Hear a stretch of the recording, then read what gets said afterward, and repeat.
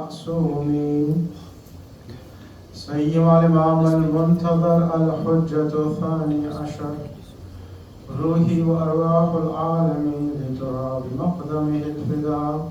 أما بعد، السلام عليك يا أبا عبد الله وعلى الأرواح التي هلت بفنائك. عليك مني جميعا سلام الله أبدا ما بقيت وبقي الليل والنهار، ولا جعله الله آخر عهدي مني لزيارتكم. السلام على الحسين وعلى علي بن الحسين وعلى أولاد الحسين وعلى أصحاب الحسين. السلام عليكم جميعا ورحمة الله وبركاته.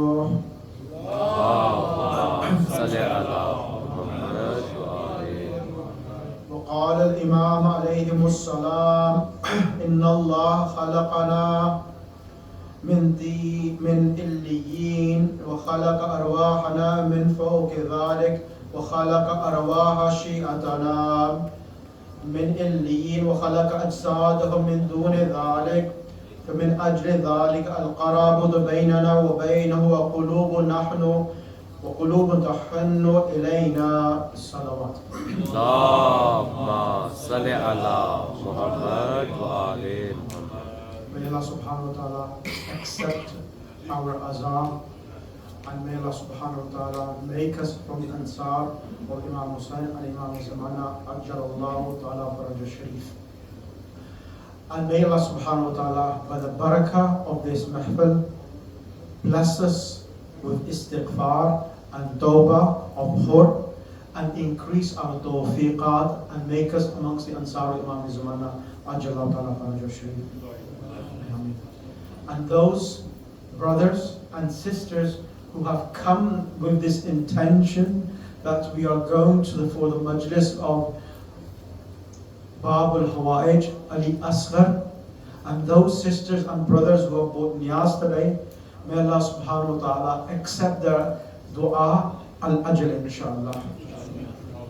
And those sisters and brothers who are looking for a suitable spouse, by the barakah of the childhood of Ali Asghar, may Allah bless them with a mu'min or mu'mina spouse inshallah. Continuing our discussion related to maqamat and the azaa of Mawla Hussain alayhi salam, and our connection with Mawla and the sacrifice for Mawla we need to be willing to give voluntarily, earnestly, craving and yearning for Mawla Hussain alayhi salam. Intrinsically means in our nature. Like in our nature, we have the love of our mother and father. In this hadith from Imam Sadiq alayhi salam, he mentions something very important, and I'm going to highlight about a few traits. I think, Doctor, you have markers, yes? When a person has a heart attack, you have markers. We Shias have markers. When a person has heart attacks, the doctor puts the medical equipment on to see markers, how severe the heart attack is and so forth. But I'm not talking about heart attack with the no. This is a different type of markers we have. Spirituality and in the love for the Ahlul Bayt al-Muslim. Where are the signs of our connection with the Ahlul Bayt al-Muslim? In this hadith, Imam Sadiq says, Inna Allah khalaqana min illiyin. Allah subhanahu wa ta'ala, say Ahlul Bayt, Allah subhanahu wa ta'ala has created us from A'la illiyin. What is A'la illiyin? Boys? A'la illiyin is the highest place in heaven itself. A'la, something special because A'la. And illiyin is the highest place in paradise itself. Then it says, وَخَلَقَ أَرْوَاحَنَا مِنْ فَوْقَ ذَلِكَ, and our ruh, Our bodies are created from that, but our ruh are created from a station higher than heaven itself. What is that? Ruh. Ruh. Ruh itself, as Allah subhanahu wa ta'ala says, قُلِ الرُّوحُ مِنْ أَمْرِ رَبِّي. Ruh is something unique which has been created not from any molecules or any type of any substance, but it's created from the amr, the command of Allah subhanahu wa ta'ala. That is in regards to the ruh, the souls of the Ahlul Bayt.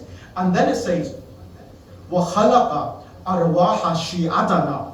Then Allah subhanahu wa ta'ala has created the Shias itself. Min Illiyin. Allah subhanahu wa ta'ala has created you, every Shia, from the A'la Illiyin, from heaven itself. وَخَلَقَ أَجْسَادٌ مِن دُونَ ذَلِكَ. And the deen, the actual soil, the dust which the Shia has been created are from different countries. Pakistan, Iraq, Iran, Bahrain, Kuwait, Qatar. They are created from different areas. Their deen itself. The ruh is from A'la Illiyin itself. فَمِنْ أَجْلِ ذَلِكَ. Due to this, ذَلِكَ الْقَرَابَةِ. Due to a resemblance of the earth and the ruh, there is a resemblance with us and a closeness between us and them. بَيْنَ ذَلِكَ وَبَيْنَهُمْ قُلُوبٌ تَحِنُّ إِلَيْنَا. Their hearts have this affection towards us. Their hearts have an affection genetically in our bloods towards us itself. This is proven. You will see that even non-Muslims who have not been blessed, been born in Shia families, when they go, this is the generosity of Imam Hussain alayhi salam, that those who have not been blessed in Alim Arwah. Alim Arwah. What's an Alim Arwah? Alam means world. Arwah means the soul of the world before creation.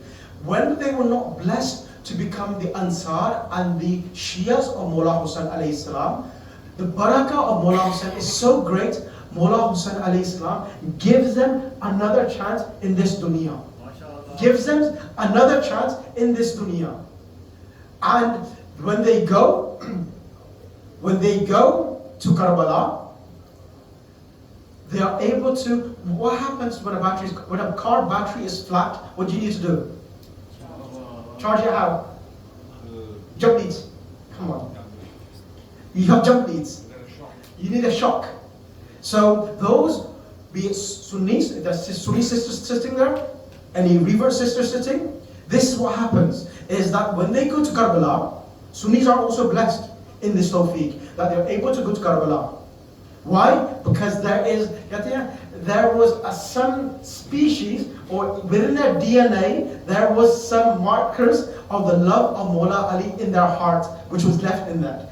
Because of that, when they go to Karbala, Allah subhanahu wa ta'ala revives, gives them the shock to make them realize that this is the person in the heavens before creation that Mullah Hussain alayhi salam was asking all of mankind who will come for my help and assistance. And that is the reason why in narrations you find there's a hadith that there are three types of people who visit Mullah Hussain alayhi salam. There are three types of people who visit the majlis of Mullah Hussain alayhi salam.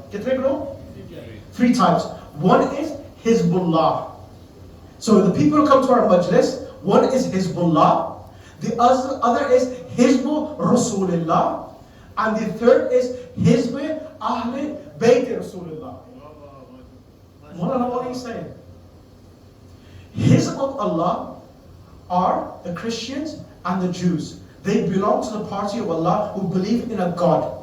Allah subhanahu wa ta'ala, by the barakah of Mullah Hussain alayhi salam, gives them tawfiq sometimes to attend the majalis of Mullah Hussain alayhi salam, and either sometimes give them tawfiq to go to Karbala and to reignite their lost treasure, their lost home, which is the love of Abu Abdullah Hussain alayhi salam itself. This is Hizbullah. And the second is Hizb Rasulullah. If I had a flag, I would have waved a flag. Hum aashiq Rasool hai, marhaba, marhaba. Wo wale. Those who, I call them, sometimes I call it, no offense, but some of them are look like green parrots. Green parrots. The ones that you probably see on the TV channel with a green turban and they go like they're green parrots. Now these people, Allah subhanahu wa ta'ala gives them a tawfiq as well. Allah gives them a chance and they call Hizbu Rasulullah because they only believe La ilaha illallah Muhammadur Rasulullah, not Aliyun Waliyullah. So they're called Hizbu Rasulullah, the group of Rasulullah who believe in Rasulullah. So Mullah Hussain alayhi salam gives them a maqam, an opportunity. And then we, the Shi'an Haydar Karar of Aliyun Waliyullah and the Mawali of Mullah Hussain Ali come under the category of Hizb Ahl Bayt Rasulullah. We are the category, the closest to the Ahlul Bayt al-Mussalam, the group and the party who love the Ahlul Bayt al-Mussalam. And remember, brothers, our maqam is the greatest maqam in heaven. Our maqam in this dunya is the greatest maqam. There is no other denomination or religion whose maqam is greater than any of you Shias. Any of you Shias. And even our youngster, our bacha bhi jo hamara Shia hai, un logon ke mullah se bhi zyada afzal hai. Our youngster is more afzal than their mullahs. Why? Because our youngster has been given enlightenment in their aql. You will find that their mullahs become incapable even answer the question of a youngster. Why? Because we are connected to Aliyun Waliyullah, Baba Madinatul Ilm itself. And this is evident. In Pakistan, in UK, you will see our young kids, YouTube channels, Instagram, they're debating with these mullahs itself. Because we have been given tawfiq of enlightenment, of faham and aqad by the Wilayat of Ali ibn Abi Talib and the Ahlul Bayt al-Mussalam. So, the point is that Allah subhanahu wa ta'ala has made Mullah Hussain alayhi salam a means of an opportunity for the Christians and the Muslim ummah at large for them to realize Husaynu minni wa ana min al-Husayn itself. Just contemplate. If you're a Sunni and listening to this lecture, contemplate on this hadith. Husaynu minni wa ana min al-Husayn is from me and I am from Hussain. How is it possible that a grandson be recognized by his own grandson? And wa ana min al-Husayn. What does this mean? It means that the mission of Hussain alayhi salam is the mission of Rasulullah. If you want to see the embodiment of Rasulullah, follow the footsteps of Mullah Hussain alayhi salam and you find the kalama of La ilaha illallah Muhammadur Rasulullah and you will find the love of Rasulullah sallallahu alayhi wa sallam embedded in Rasulullah, in Mullah Hussain alayhi salam.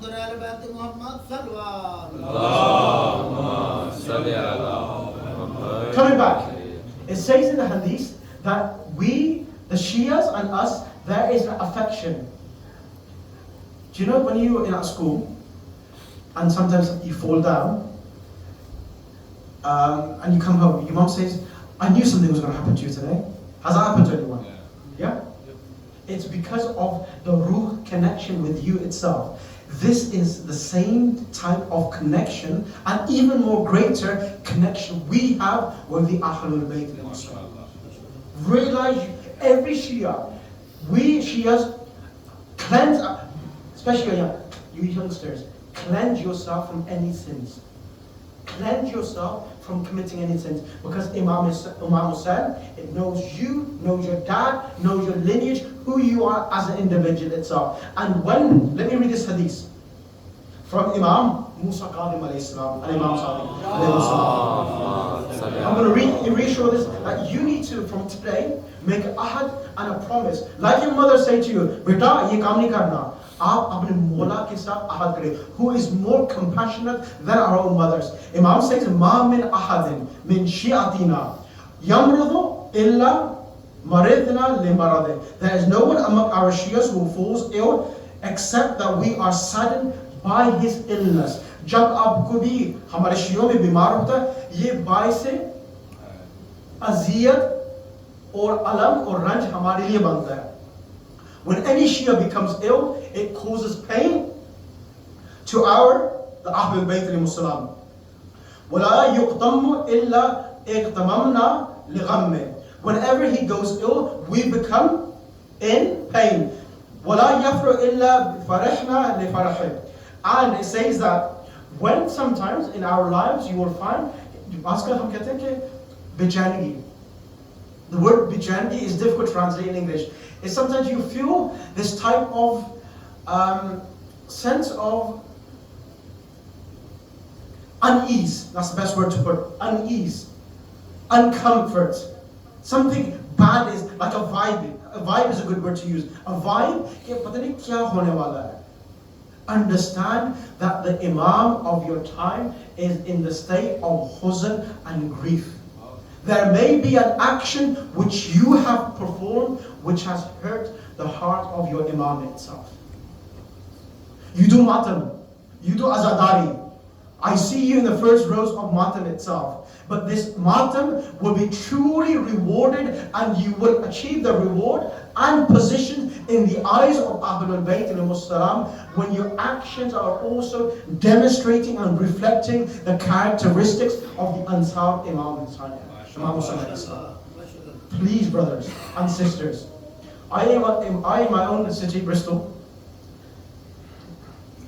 I find sisters as well, brothers. They come to the Imam Baragah, they look as the most holiest person on this planet. Soon as they walk out the door, and sisters, hijab on the back seat, volume up and bang on, as if they haven't been to the Imam Baragah. So the brothers are the same as well. That as they leave the car, volume up, and maybe one of those the vapes in their mouth, and puffing away as if he has nothing to do with Ahlul Bayt and Muslim itself. Sometimes it's a vape, and sometimes it may be something else itself. But brothers, this hurts the heart of Aba Abdullah Hussain. This hurts the heart of Imam Zamana Ajalatallah. It is the actual mourning bereavement of Mawla Hussain, और आप काम में मसरूफ हैं. और जब कोई committee वाला टेलीफोन करे आपको, कहे मौलाना साहब, आप जानते नहीं कितना मैं परेशान हूँ, मेरे पास कितने बिल है, ये है, फलान है. I get this. I ring people up, and that's how I know. And the sister as well. Mawlana Sahab, what can I do? I can't come.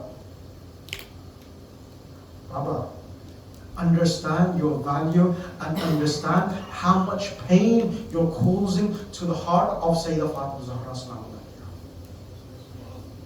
This is no mubalagha. हम कातिलीन पर लानत करते हैं और उनके दिलों जो those who love these कातिलीन और मौला Hussain and Sayyidah Fatima Zahra, it causes pain to them. How about you causing pain to the heart of Sayyidah Fatima Zahra? How would you evaluate yourself then? Think of this. These days of Muharram are a means of renewing your promises, renewing yourself, refreshing yourself, and bringing yourself back to zero, and creating that love and affection which Ahlul Bayt has for you, awaiting for you itself. Then the next hadith.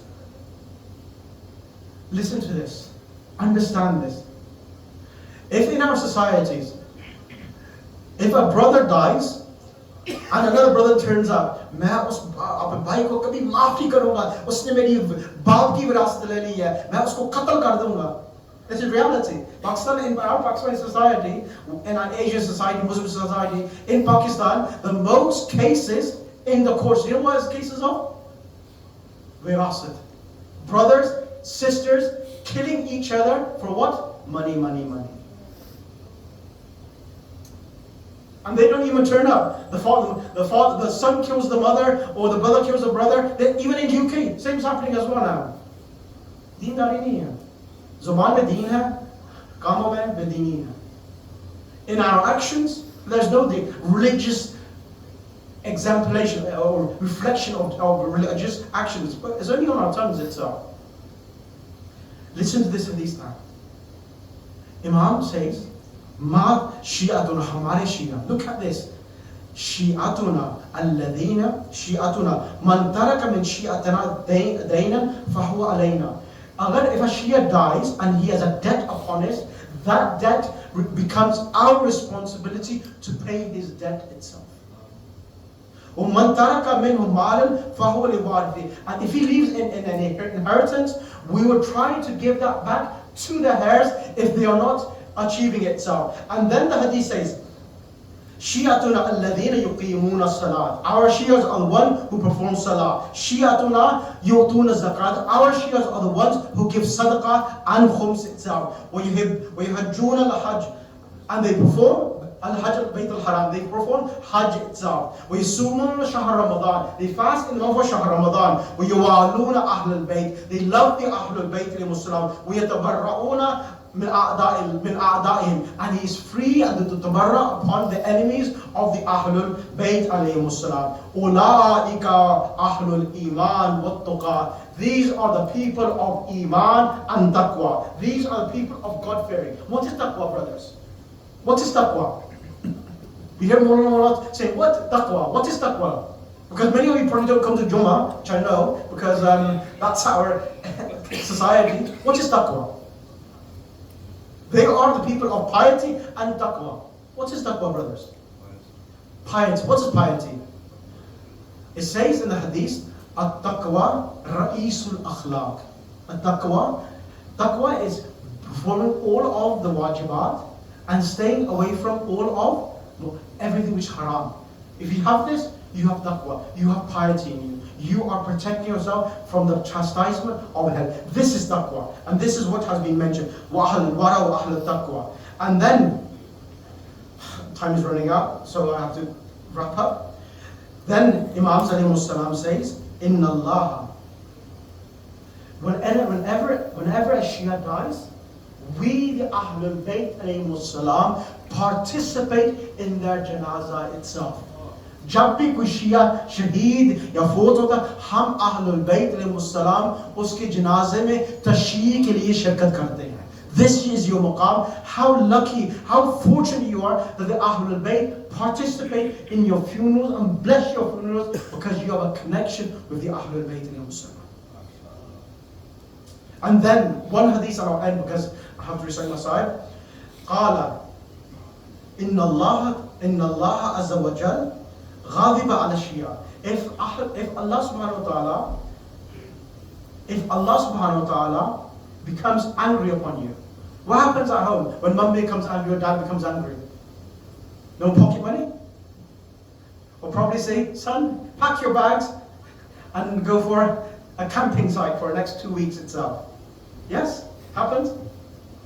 Or your phone, iPhone Pro 17 or whatever it is now, is going to be taken away now.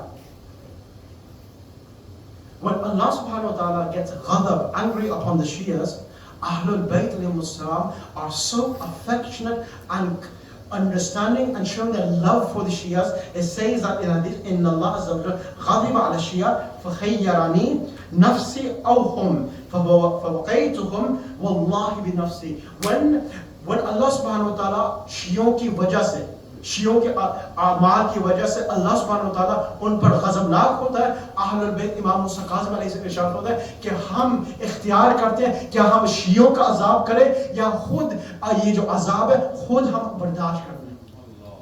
فوقیت نفسی, ہم اپنے آپ کو شیعوں کے اوپر فداکار ہو جاتے ہیں. We present ourselves in protecting the Shias itself. This is our maqam. Maulana, what are you saying? Gee, why? Why more as Shias? Because we are the chosen ones. We are the chosen ones. We are the ones who truly love Ahlul Bayt, love Allah subhanahu wa ta'ala, and love Rasulullah. Everyone else who say we are Ashiq ya Rasul, it's only just a lip service, nothing at all, where they show the love for Sayyida, for Mawla Ali and Fatima Zahra salamu alayha. When you love someone, you punish them as well. When you love someone, you punish them because you want to bring them back onto the right track.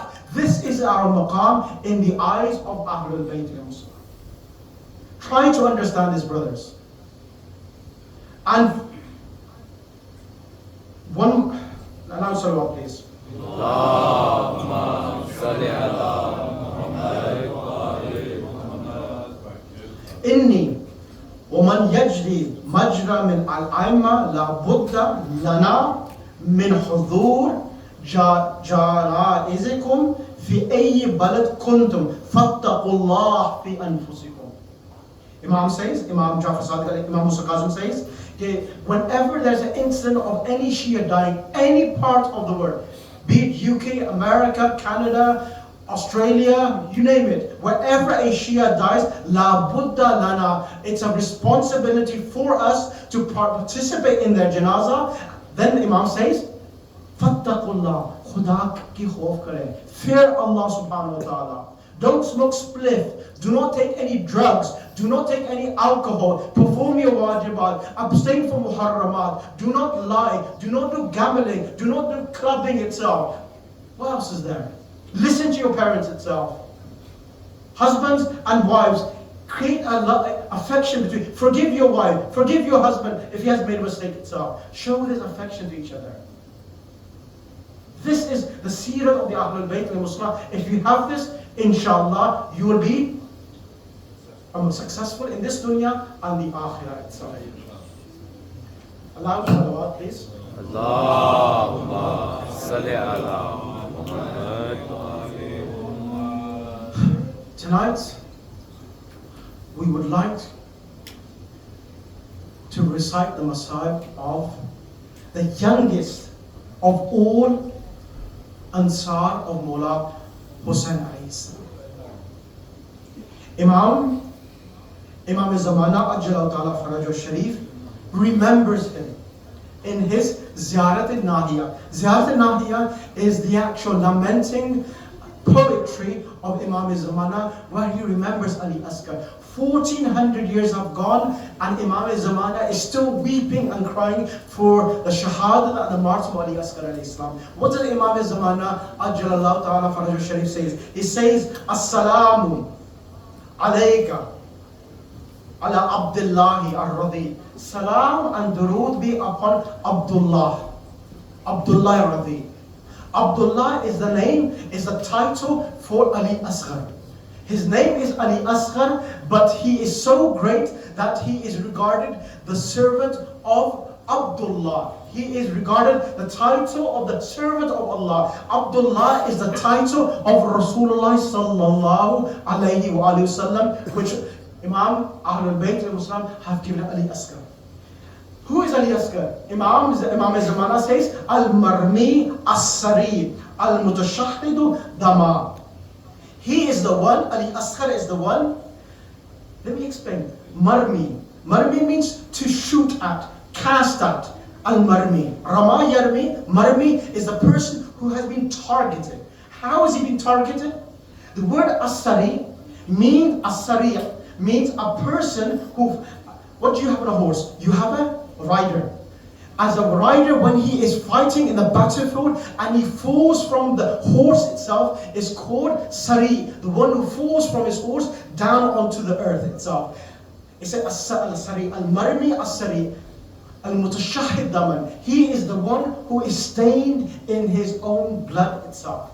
Mawla, Ya Imam Zamana, how did Ali Asghar fall from a horse in which you're depicting in the Ziyarat al-Nahiya? It is trying to illustrate, even Ali Asghar was not able to ride a horse, but his qurbani and shahadat in the cradle and in the arms of Mawla Hussain alayhi salam is as great as one of the Ansar who fight in the battlefield of Karbala riding a horse itself. This is the maqam of Ali Asghar. One of the shair in Iran says that Ali Asghar at the age of 6 has achieved the maqam of Abu al-Fazl Abbas alayhi salam at the age of 36. If Ali Asghar was given this opportunity, what great maqam Ali Asghar would have had itself.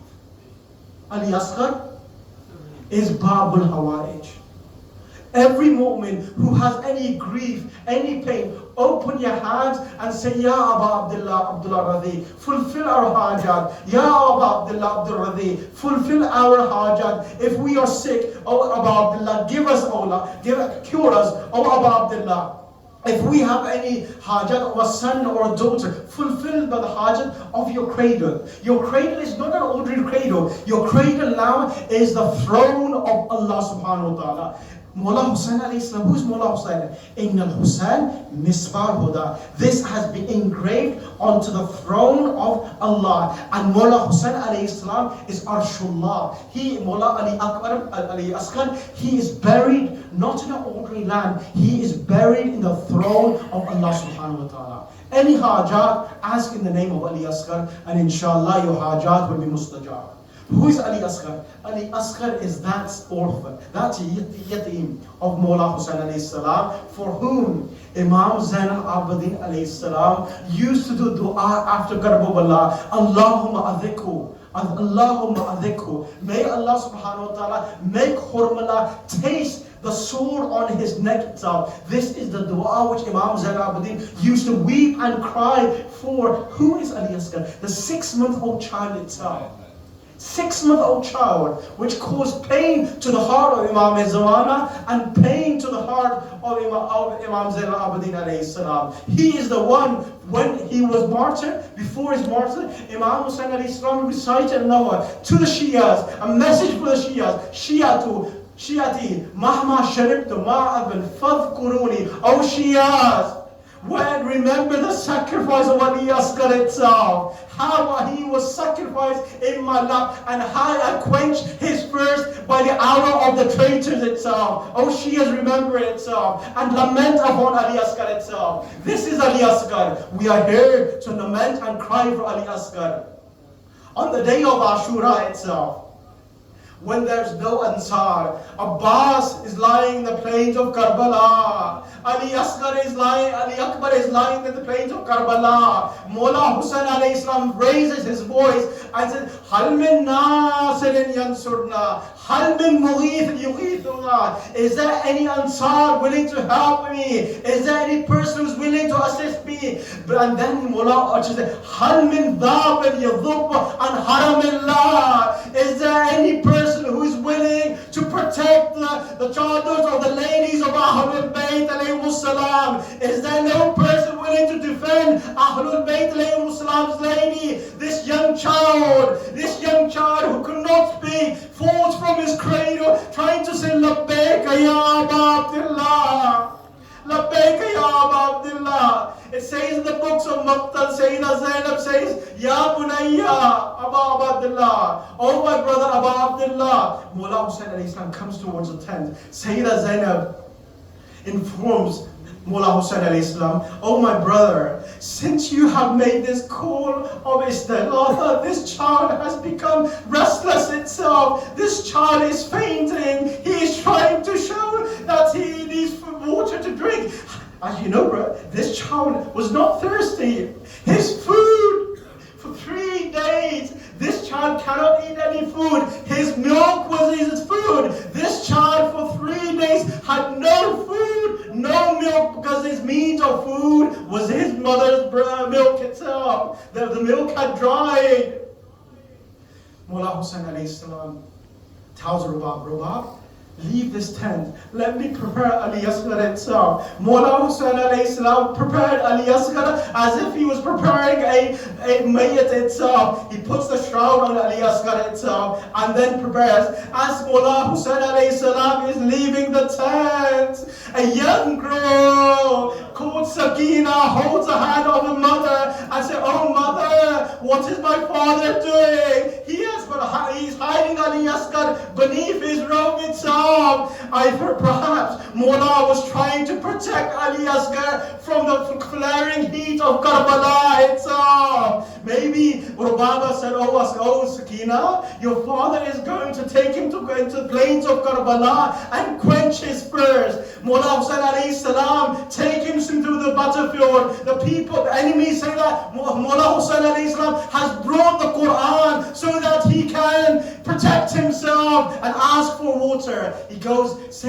oh army of Umar ibn Sa'd, if you have any animosity, you have animosity to me. If I did not accept the bayt of Yazid, I am responsible. What about this young child? Give him a drop of water itself. They did not believe about Abdullah. There was a difference of opinion. Some say give water, some say do not give water.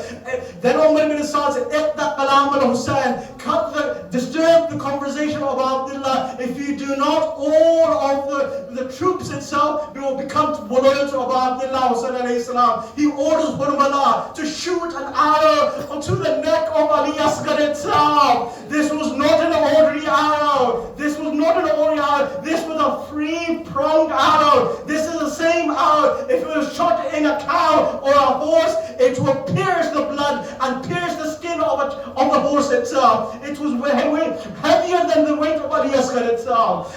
When Hurmala puts his arrow in his bow and tries to shoot, he sees a lady in black robes saying, "Oh Hurmala, do not kill the son of my son! Do not kill the son of my son!" Hurmala picks a second arrow and tries to shoot. He cannot do it. And the third time, then the enemies say, "Oh Hurmala, if someone asked us who is the best of archery person, we would indeed say to Hurmala." What has happened? Hurmala then shoots the arrow. It lands on the neck of Ali Asghar and pierces the neck from one side to the other side. ذُبِحَ مِنَ الْأُذُنِ إِلَى الْأُذُنِ ذُبِحَ مِنَ الْوَرِيدِ إِلَى الْوَرِيدِ. Ali Asghar's neck was completely burst open. Ali Asghar's blood was pouring everywhere. Mullah Hussain alayhi salam, it dyed his blood with Ali Asghar's blood itself and saying, "Allahumma anta shahid, har innaka ashbahun nas bi rasulik." Oh Allah, Ali Asghar is the one who looks like Rasulullah, your beloved Prophet Rasulullah sallallahu alaihi wasallam. In other words, Mullah Hussain is saying, "Ya Allah, if Rasulullah was here today, they would have killed Rasulullah." Then it says in the books of Muqtar, the Arsh itself, the Malaika weeping and crying. There comes a voice, "Oh Hussein, send the blood to the heavens. We will regard it as a treasure of Allah. Oh Hussein, we could not provide you a maid here. Allah has provided a maid in the Jannah for Ali Asghar alayhi salam." Mullah Hussain alayhi salam turns towards the tent itself. As he goes towards the Qafla, Sakina comes out, "Ya Abba, have you quenched the thirst of Ali Asghar?" Mullah Hussain alayhi salam says, "Yes, I have quenched him with the bowl of Kawthar itself." Then the ladies go around Ali Asghar, say, "Ya Ali Asghar, Ya Aliya, Ya Muhammad." But then Mullah Hussain realizes and knows from his ilm Muhammad that Ali Asghar's body will be desecrated. Ali Asghar is that who has been shaheed twice, once in the Maidan of Karbala and next with the Isle of Umayyad South army. Then Mullah Hussain alayhi salam digs a grave with his own sword behind the tent and prays Allah, Salat al-Mayyat of Ali Asghar. Then at the time of Shami Ghariba, when they were beheading the heads of Mullah and the Ansar of Mullah, and they realized one head is missing of a young child, Ali Asghar. Oh, Ali Asghar. They say Hussein buried a young child behind the tent. They go, they rip open the side of Karbala, they pierce the arrows onto the plains of Karbala. They pierce the arrow, the whole body of Ali Asghar come. They show and parade the body of Ali Asghar on the streets of Kufa and Sham. Hi Asghar, wa Amina, wa Aliya, wa Fatima.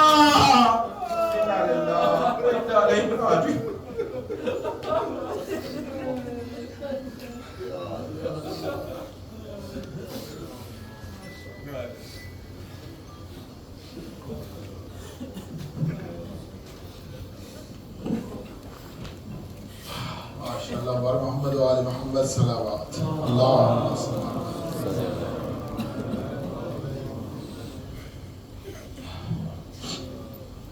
Babbi Ikram, मैं आपसे गुजारिश करूँगा ये जो बेटे आप please come forward. आप अगर माइक थोड़ा सा आगे आ जाए. और मोहम्मद व आले मोहम्मद सलावत. Allahumma salli ala Muhammad.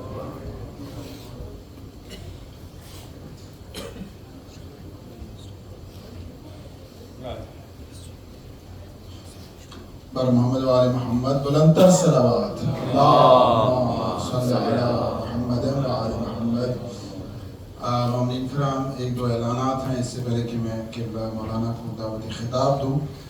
اعلان یہ ہے کہ جیسے آپ سب کو معلوم ہے کہ اس مساجد کے اوپر امام بارگاہوں میں، برمنگھم میں، لندن میں، ایڈنبرا کے اندر اور بشپ برگس، آج یہاں پہ ایک چھوٹا ٹاؤن ہے وہاں پر بھی کچھ اٹیکس ہوئے ہیں. تو آپ تمام بھائیوں، آپ خود بھی ویجیلنٹ ہیں، ظاہر بات آپ کو ساری چیزوں کا علم ہے، لیکن کیونکہ بارگاہ کے پریمیسز کے اندر جو ہے وہ اسپیشلی جو چھوٹے بچے ہیں، میں اپنی بہنوں سے جو نیچے ماں بہنوں سے جو نیچے تشریف فرمائیں ان سے خصوصی طور پہ گزارش یہ کروں گا کہ آپ یہ کچھ جو دن محرم کے ہیں اپنے بچوں کو اگر آپ اپنے ساتھ رکھیں، کیونکہ سب سے نیچے والا جو روم ہے جو آفس ہے اس امام بارگاہ کا، اس کے اندر انتظام ہے کہ جو چھوٹے بچے ہیں ان کو آپ پلیز اپنے ساتھ اس کمرے میں لے کر جا سکتے ہیں. وہاں پر ٹی وی بھی لگا ہوا ہے، وہاں پر مجلس کی آواز بھی آئے گی اور وہاں پر آپ مجلس سن بھی سکتی ہیں. اور باقی جو حضرات ہیں، جو ینگسٹر ہیں ہمارے، ندیم گاما ہمارے بھائی جو ہے وہ باہر آؤٹ سائڈ ہوتے ہیں سیکیورٹی کے حوالے سے، تو کچھ جو بچے ہیں وہ باہر کھڑے ہو جاتے ہیں. تو please don't stand out side. You can stand inside, you can stand in the tent. It's better just come in the majlis, but please don't stand outside because it could be, could be dangerous. اور آپ جب بھی امام بارگاہ میں تشریف لے کر آئیں، میک شیور کہ آپ اپنے بچوں کو اپنے ساتھ لے کر چل رہے ہیں، اور 2 یا 3 اکیلے آپ اگر کوشش کریں کہ آپ اکیلے کسی اسٹریٹ کے اندر نہ آئیں. یہ 3-4 دن جو ہے وہ کروشل ہو سکتے ہیں. بہرحال خدا سب کا محمد و آل محمد کا سب کو اپنی حفظ و امان میں رکھے. بر محمد و آل محمد صلی اللہ علیہ وسلم. اور آج کی اس مجلس کے اندر جو نیاز کا اہتمام ہے وہ ہمارے برادر محترم ملک عرفان صاحب کی طرف سے ہے. خدا سب کا محمد و آل محمد کا ان کی اس نیاز کو، اس کاوش کو اپنی بارگاہ میں نزول مقبول فرمائے. ان کے خاندان کے مرحومین کے درجات کی بلندی کے لیے اور اپنے اپنے خاندان کے درجات کی بلندی کے لیے میں آپ تمام بہنوں اور بھائیوں سے گزارش کروں گا کہ ایک مرتبہ سورہ مبارکہ فاتحہ کو پڑھیں. بسم اللہ الرحمن الرحیم.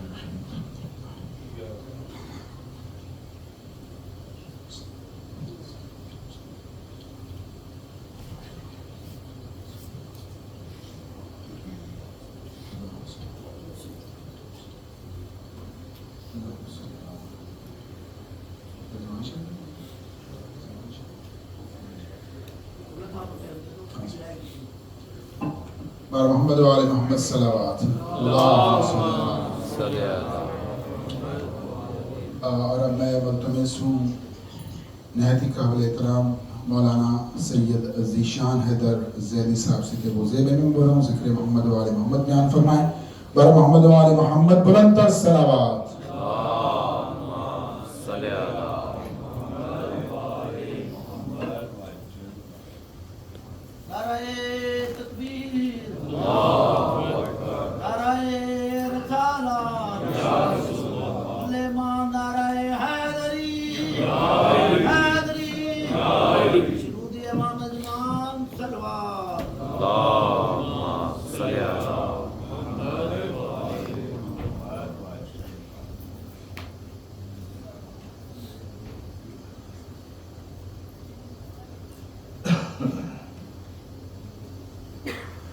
رحم اللہ من یقرأ الفاتحہ.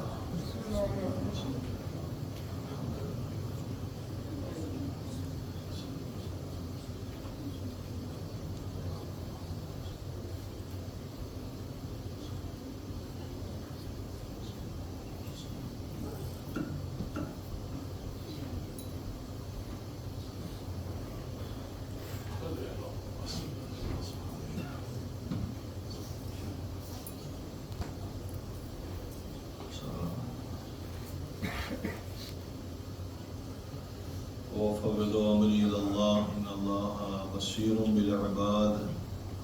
حسبنا اللہ ونعم الوکیل، نعم المولا ونعم النصیر، ولا حول ولا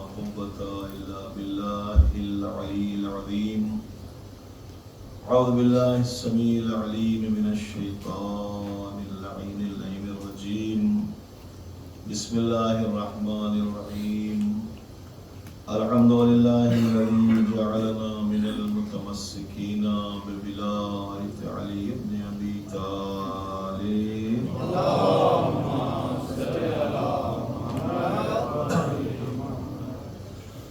أمير المؤمنين وأولاده المعصومين الذي من تكلم سمع كلامه ومن سكت علم ما في نفسه ومن عاش فعليه رزقه ومن مات فإليه معاده والصلاة والسلام على نبي الأمي القرشي الهاشمي سيدنا ونبينا مولانا أبي القاسم محمد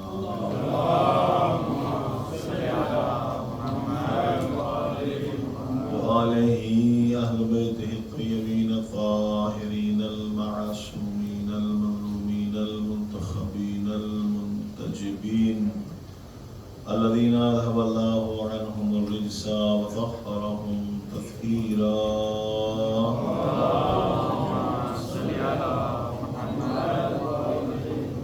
واللعنة الدائمة الباقية المستمرة على أعدائهم أجمعين وغاصبي حقوقهم من الآن إلى قيام يوم الدين أما بعد فقد قال الله سبحانه تبارك وتعالى وقوله الحق في كتابه المبين بسم الله الرحمن الرحيم ربنا وابعث فيهم رسولا منهم يتلو عليهم آياتك ويعلمهم الكتاب والحكمة ويزكيهم إنك أنت العزيز الحكيم. صلوات محمد.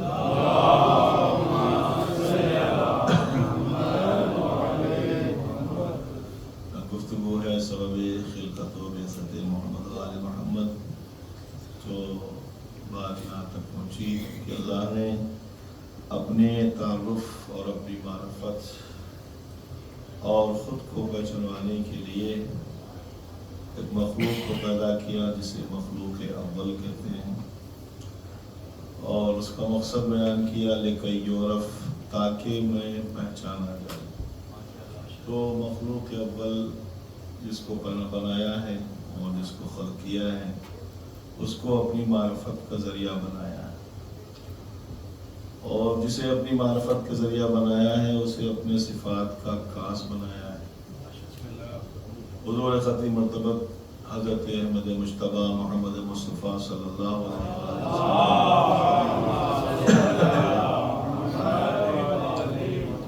آپ نے شاید فرمایا کہ اول مخلوق ہمیں اول ما خلق اللہ نوری، اللہ نے سب سے پہلے میرا نور خلق کیا اور یہ نور اپنے نور سے مشتق کر کے خلق کیا. نور الہی اور نور پروردگار سے نور پیغمبر اسلام خلق ہوا اور جب اسے خلق کیا تو سب سے پہلے نور خلق ہونے کے بعد پھر اس نے 12 حجابات پیدا کیے، 12 حجاب پیدا کیے الگ الگ اور ہر حجاب میں اس نور کو الگ الگ رکھا. سب سے پہلے حجاب قدرت خلق کیا اور حجاب قدرت میں نور محمد عربی کو 12,000 سال تک رکھا. صلوات پڑھیں محمد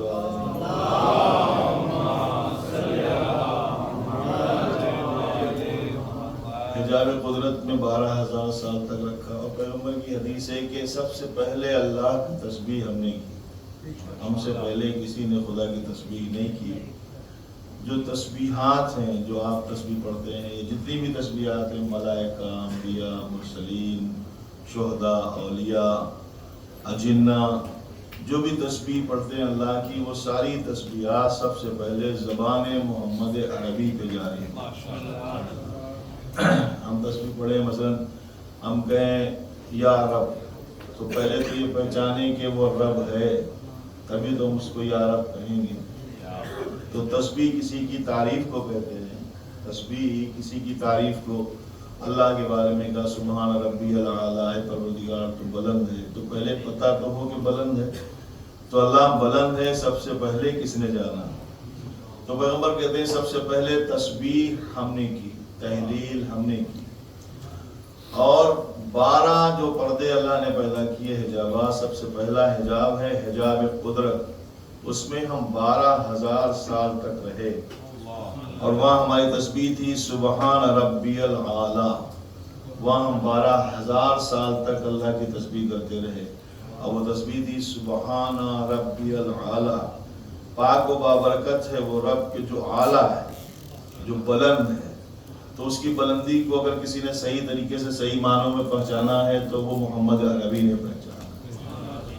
پھر وہاں سے نکلے ہم، پھر حجاب قدرت سے نکل کر حجاب عظمت میں آئے، حجاب عظمت میں ہم 11,000 سال رہے، اور 11,000 سال تک یہ نور محمد وہاں تسبیح کرتا رہا، سبحان عالم السر، پاک و بابرکت ہے وہ ذات کہ جو بھیدوں کو جانتی ہے، جو رازوں کو جانتی ہے، پاک و بابرکت ہے وہ ذات جو راز جانتی ہے۔ خلاق عالم کی صفت یہ ہے کہ وہ راز جانتا ہے، دلوں میں کیا ہے۔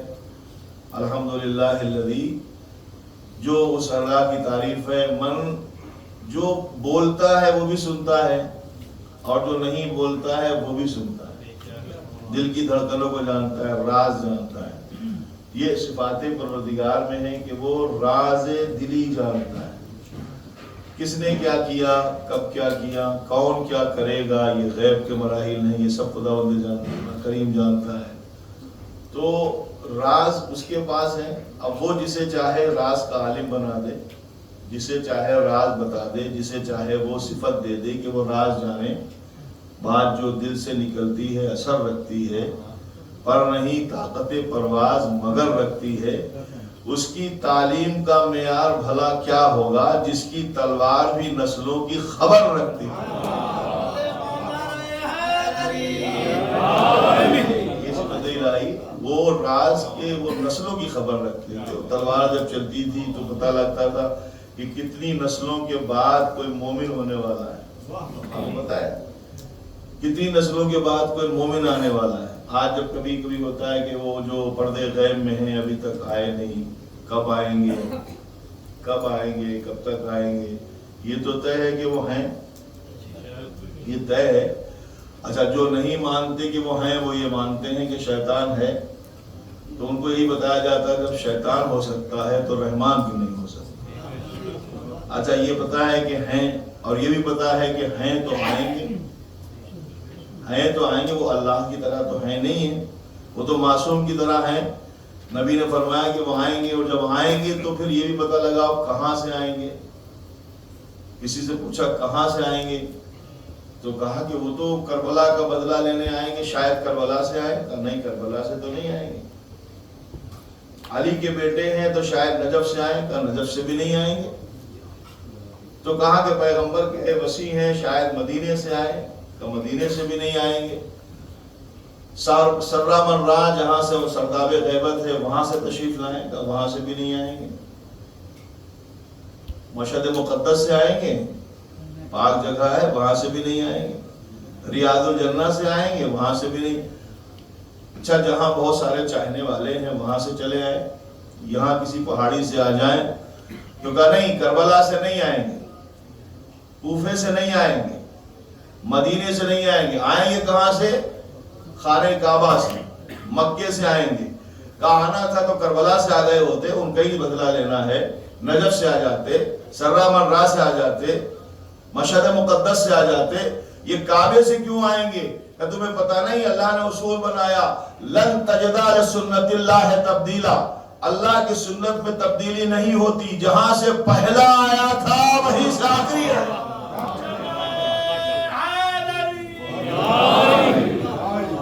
جہاں سے پہلا آیا تھا وہیں سے آخری آئے گا، تو وہ آئے گا، اور آنے کے بعد وہ اس کے پاس سارے راز ہوں گے، تلوار ہوگی، وہ ذوالفقار چلے گی کہ نہیں چلے گی؟ ذوالفقار چلے گی، جو ان کے ہاتھ میں ہے نا۔ لو ظلم و جور اٹھاتا ہے سر اٹھانے دو، پتا چلے گا انہیں ذوالفقار آنے دو۔ جو ظلم و جور اٹھاتا ہے سر اٹھانے دو، لو بدعتوں کا سمندر انہیں بہانے دو، پتا چلے گا انہیں ذوالفقار آنے دو۔ पनाह फिर न मिलेगी फरार से, उनको निकाल देगी ज़मीन भी मजार से। फिर तो निकाले जाए, तो तलवार चलेगी और तलवार फिर चलेगी तो गले कटेंगे, तो फिर उस वक्त कोई काफिर नहीं बचेगा। कोई काफिर बचेगा? नहीं बचेगा ना, कोई काफिर नहीं बचेगा। तो अब यही वजह है आने में देर है, क्योंकि जो तलवार है उसकी सिफत यह है कि चलती काफिर के गले पे है और चलते चलते कभी कभी रुक जाती है। काफिर हो तब भी नहीं चलती, अगर काफिर भी हो तब भी वो तलवार चलती नहीं। उसकी वजह यह है कि वो देख लेती है, स्केर हो जाता है। जैसे काफिर सामने आता है, वो देख लेती है कोई 80 नस्लों के बाद भी कोई काफिर के अंदर मुसलमान या मोमिन नहीं। अगर कोई 80 या 70 नस्लों के बाद भी मोमिन आने वाला होता है तो तलवार नहीं चलती ना। ये तलवार की सिफत है। ज़ुल्फ़िकार जब चलेगी तो सबकी गर्दन कटेगी। जब तक एक एक मोमिन और काफिरों के सुल्बों से बाहर ना आ जाएगा, इमाम तलवार लेकर नहीं आएगा। इस अल्लाह भेजे मोहम्मद वाले मोहम्मद।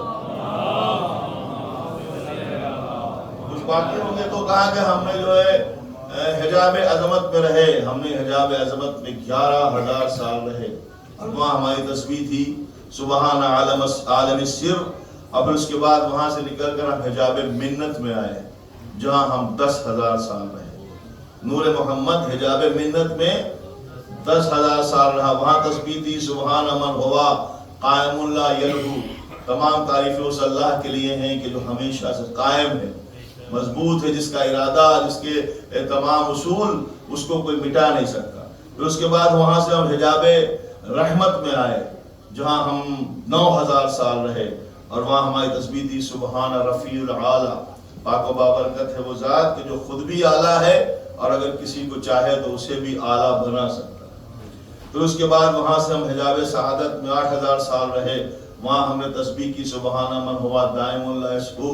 फिर उसके बाद हिजाब करामत में 7,000 साल रहे। वहाँ हमारी तस्बीह थी सुबहान मन हुआ गनीउल ला यफ्तकर। पाक बाबरकत है वो ज़ात कि जो गनी है, कभी फ़कीर नहीं होती। फिर हिजाब मंजिलत में 6,000 साल, वहाँ हमारी तस्बीह थी सुबहानल अलीमुल कबीर। फिर उसके बाद हिजाब हिदायत में 5,000 साल रहे, वहाँ तस्बीह थी सुबहानल अर्शिल अज़ीम।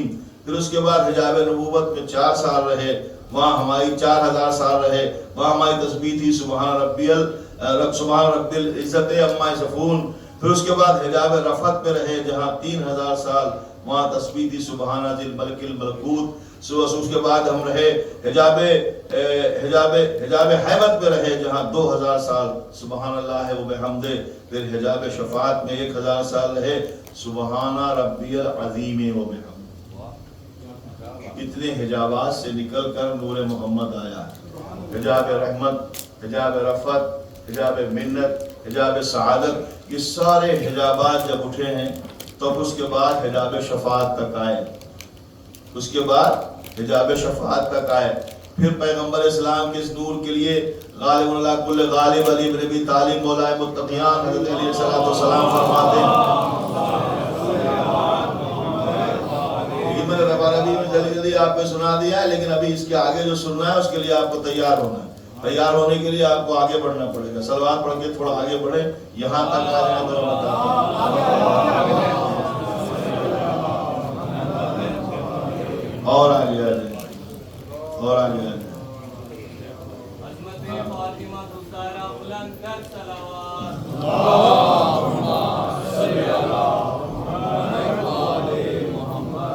जी एक खूब बुलंद तरीन सलावत पढ़ दे मोहम्मद वाले मोहम्मद पर।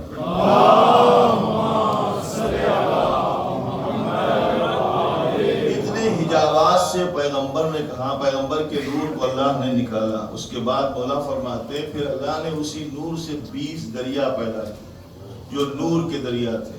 दरिया सब्र, दरिया शफात, दरिया रहमत, दरिया करामत, दरिया हिल्म, ये सब इस तरह से उसने 20 दरिया पैदा किए, उनमें गोता दिया। गोता देने के बाद इस नूर को अर्श आज़म पर रखा, जहाँ कई हजार साल तक ये रहा।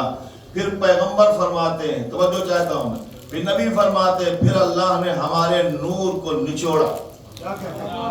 फिर अल्लाह ने हमारे नूर को निचोड़ा اور اس سے ہمارے چاہنے والے ہمارے شیعوں کی خلقت ہوئی. پھر اللہ نے ہمارے نور کو نچوڑا اور اس نور سے ہمارے چاہنے والے ہمارے شیعوں کو ہمارے بھائی علی کے شیعوں کی خلقت ہوئی. پھر ہم نے تسبیح کی، انہوں نے تسبیح کی. پھر ہم نے تحلیل کی، انہوں نے تحلیل کی. پھر ہم نے تمجید کی، انہوں نے تمجید کی. جب ہم تسبیح ہو، تحلیل ہو، تمجید کر رہے تھے، پھر اللہ نے زمین خلق کی، فرشتے پیدا کیے. فرشتوں نے ہماری تسبیح سنی، ہمارے شیعوں سے تسبیح سنی. اس کے بعد تسبیح شروع کی. انہوں پڑھتے گئے، وہ تسبیح کرتے گئے، وہ پڑھتے گئے، وہ تسبیح کرتے گئے. ہماری تسبیح سے ہی فرشتوں کو اللہ نے تسبیح سکھائی ہے. ہم نے تسبیح کی، ہمارے شیعوں نے تسبیح کی. انہوں نے تسبیح کی، اللہ کا نام لیا، فرشتوں نے تسبیح کی. فرشتوں نے ان کی تسبیح سے اپنی تسبیح سیکھی. اسی لیے پروردگار عالم نے انسان کو، یعنی انسان ہمارے چاہنے والوں کو، علی کے شیعوں کو خادم ملائکہ بنایا ہے، ملائکہ کا خادم بنایا ہے. جب کبھی وہ اپنے گھر سے ہمارے کسی بھی، ہم میں سے کسی کی بھی زیارت کے لیے ارادہ کر کے نکلتے ہیں تو خدا ان سے کہتا ہے ایک نہیں، دو نہیں، 40 ہزار فرشتے جاؤ، ہمارے اس چاہنے والے کی حفاظت کرو. یہ ہمارے نور سے پیدا ہوا، یہ ہمارے نور سے پیدا ہوا. تو آپ اندازہ لگائیں، جب حج کے لیے جاؤ تو 4000 فرشتے ہوتے ہیں، اور جب زیارت حسین کے لیے جاؤ تو 40,000 فرشتے.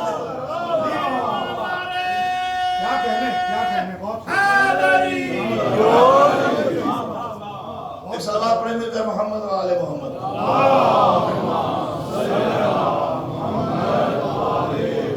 ہمارے نور سے ہمارے شیعہ پیدا ہوئے، ہمارے چاہنے والے پیدا ہوئے.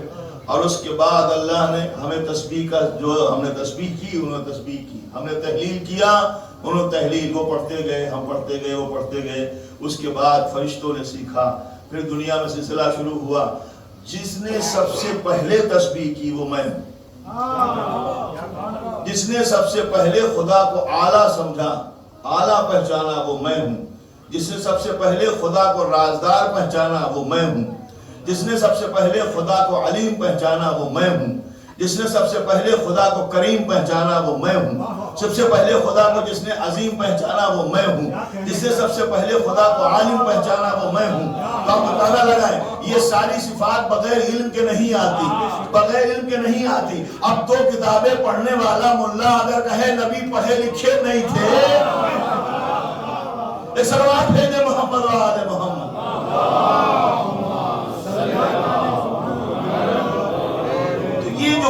یہ جو پڑھ کے بتایا ہے، یہ تسبیح ہو رہی ہے، بغیر علم کے ہو رہا ہے. خلاق عالم نے ایک کے بعد ایک علم کا جو ہے اندازہ مکمل پیدا کیا.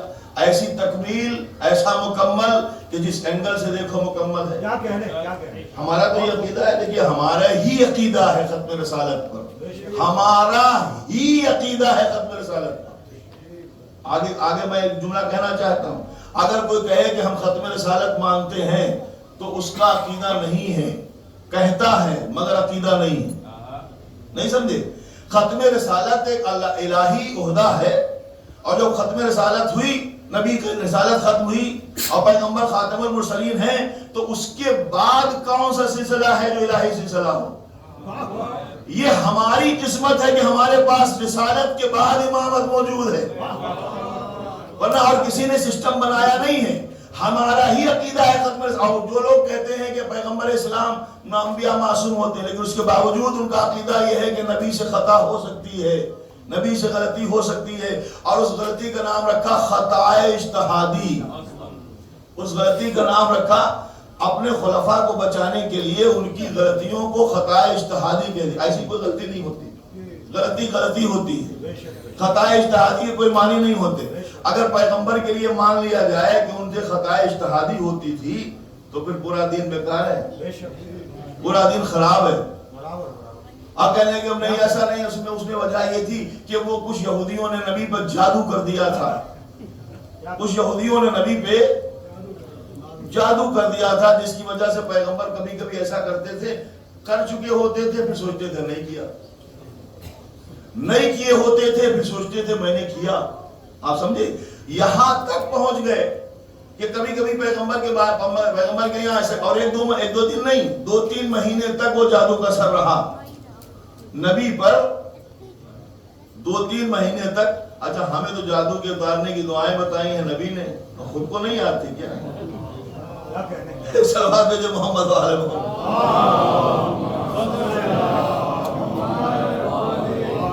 تو ان کا کہنا ہے کہ بہت دن تک جادو 2-3 مہینے تک رہا. تو ایسا ہوتا تھا کبھی کبھی پیغمبر کسی زوجہ کے حجرے میں نہیں گئے ہوتے مگر سوچتے تھے میں بگا چکا ہوں. ہوا کیوں یہ؟ مسلمانوں نے اپنے مردوں کو زندہ کرنے کے لیے ایسا کیا, ان مردوں کو اٹھا کر سیدھا کرنے کے لیے جن میں جان نہیں تھی نبی کو نیچے لے آئے. نہیں سمجھا؟ اچھا آپ کیا سمجھتے ہیں جھگڑے امامت میں ہوئے؟ رسالت میں جھگڑے تو امامت میں نہیں, رسالت میں جھگڑے ہیں. ولایت میں جھگڑے نہیں ہیں. ولایت میں جھگڑے ہیں ہی نہیں. اصلاً جھگڑے کہاں ہیں؟ رسالت. جتنے محمد رسول اللہ کہنے والے ہیں کہ نبی کو سب ایک ہی طرح مانتے ہیں. جو محمد رسول اللہ کلمہ پڑھنے والے ہیں مسلمان شریف, یہ جو مسلمان ہیں ان کے الگ الگ عقیدے ہیں. کچھ کہتے ہیں نبی نوری تھے, کچھ کہتے ہیں نبی خاکی تھے. ہے یہ عقیدہ ہے کہ نہیں؟ نوری تھے, خاکی تھے. کچھ کہتے ہیں نبی معصوم تھے, کچھ کہتے ہیں نبی غیر معصوم ہمارے جیسے تھے, ان سے غلطی ہو سکتی. 4 ہوئے. کچھ کہتے ہیں نبی پڑھے لکھے عالم تھے, کچھ کہتے ہیں نبی پڑھے لکھے نہیں تھے, جاہل تھے ماشاء اللہ. تو یہ محمد رسول اللہ کلمہ پڑھنے والوں کے تو عقیدے ہیں نا. جھگڑا کہاں ہوا؟ رسول کو ماننے میں ہوا. نوری تھے یا خاکی تھے, معصوم تھے یا غیر معصوم تھے, عالم تھے یا جاہل تھے, جھگڑا یہیں سے شروع ہوا. اب نبی جب جانے لگے ان کا منبر خالی ہوا, ان کی مسجد خالی ہوئی, ان کا محراب خالی ہوا. اب وہاں پر کسی کو بٹھانا تھا, نبی کی جگہ کسی کو بٹھانا تھا. جگہ پہ بیٹھنے والے کو جانشین کہتے ہیں. اب بیٹھنے والا ویسا ہی ہو جیسا جانے والا ہو. جنہوں نے کہا نبی نوری تھے انہوں نے نوری بٹھایا, جنہوں نے کہا نبی خاکی تھے انہوں نے خاکی بٹھایا, جنہوں نے کہا نبی معصوم تھے انہوں نے معصوم کا دامن پکڑا, جنہوں نے کہا نبی غیر معصوم تھے وہ غیر معصوم کے پیچھے گئے, جنہوں نے کہا نبی عالم تھے وہ علی جیسے عالم کے ساتھ رہے, جنہوں نے کہا نبی جاہل تھے وہ جاہلوں کو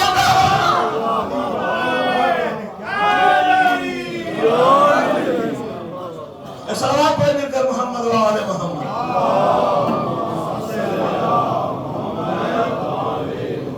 جس نے جیسا نبی کو مانا ویسا ہی. تو بعد پتہ چلا کہ نہیں, جادو اصل میں پیغمبر پر نہیں ہوا تھا, پیغمبر کی ایک بیوی پہ ہوا تھا. انہوں نے اپنا جادو پیغمبر پر چلا دیا.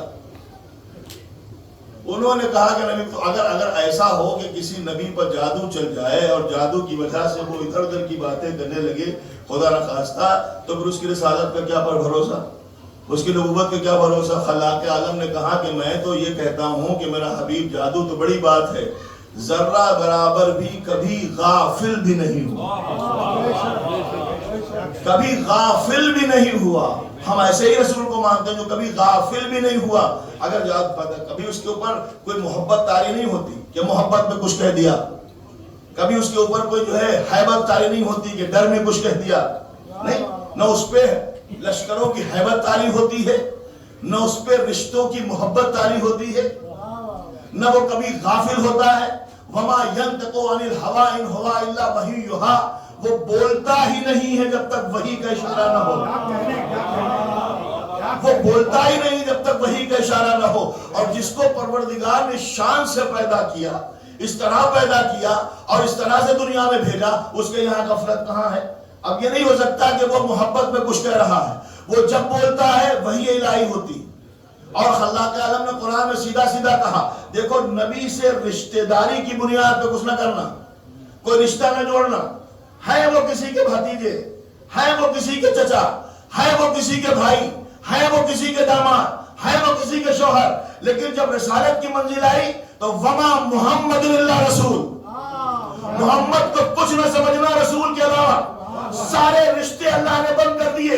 اب ایک ہی رشتہ ہے رسول کا, اب جب تعارف ہوگا تو ایسے ہوگا، ابو طالب رسول کے چچا، علی رسول کے بھائی، فاطمہ رسول کی بیٹی، حسنین رسول کے نواسے، علی رسول کے داماد، چلا بین محمد و آل محمد۔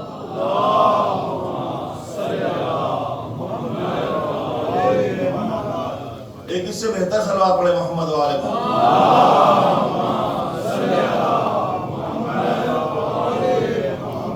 اب وہ کبھی نہ بہکا، نہ اس کو کسی نے قرآن خود مطلب یہ ہے، یہ دعویٰ کرتا ہے، قرآن خود کہتا ہے کہ وہ کبھی بہکا نہیں۔ مسلمانوں نے ان کی زندگی کو 2 حصوں میں تقسیم کر دیا، پیغمبر کی زندگی کو مسلمانوں نے 2 حصوں میں تقسیم کر دیا۔ ایک وہ زندگی جو پیغمبر کی گھر والی زندگی تھی، پیغمبر کی گھر والی زندگی تھی، اور ایک وہ زندگی جو پیغمبر کی محراب اور منبر اور مسجد والی زندگی تھی۔ تو مسلمانوں نے کہا کہ اصل میں نبی کی 2 زندگی، ایک پرائیویٹ لائف ہے اور ایک سرکاری زندگی ہے۔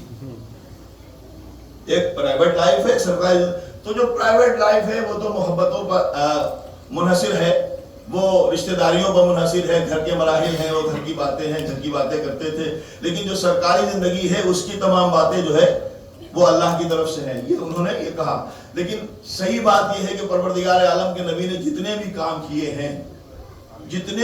کیے ہیں وہ تاکہ کہیں کل جو ہے الزام نہ لگے کہ نبی محبت میں بہ گئے ہیں، سارے جو ہے وہ سرکاری زندگی میں کیے نہیں، آپ سمجھے نہیں، سارے کام سرکاری زندگی میں کیے ہیں۔ حسنین کے لیے ناقہ بنے ہیں، گھر میں نہیں مسجد میں ہے۔ حسین ابن علی کے لیے سجدے کو طول دیا ہے۔ کیا نہیں مسلمان بھول گئے کیا؟ یہ پوری مسجد جو بھری ہوئی تھی کہاں گئے صاحب؟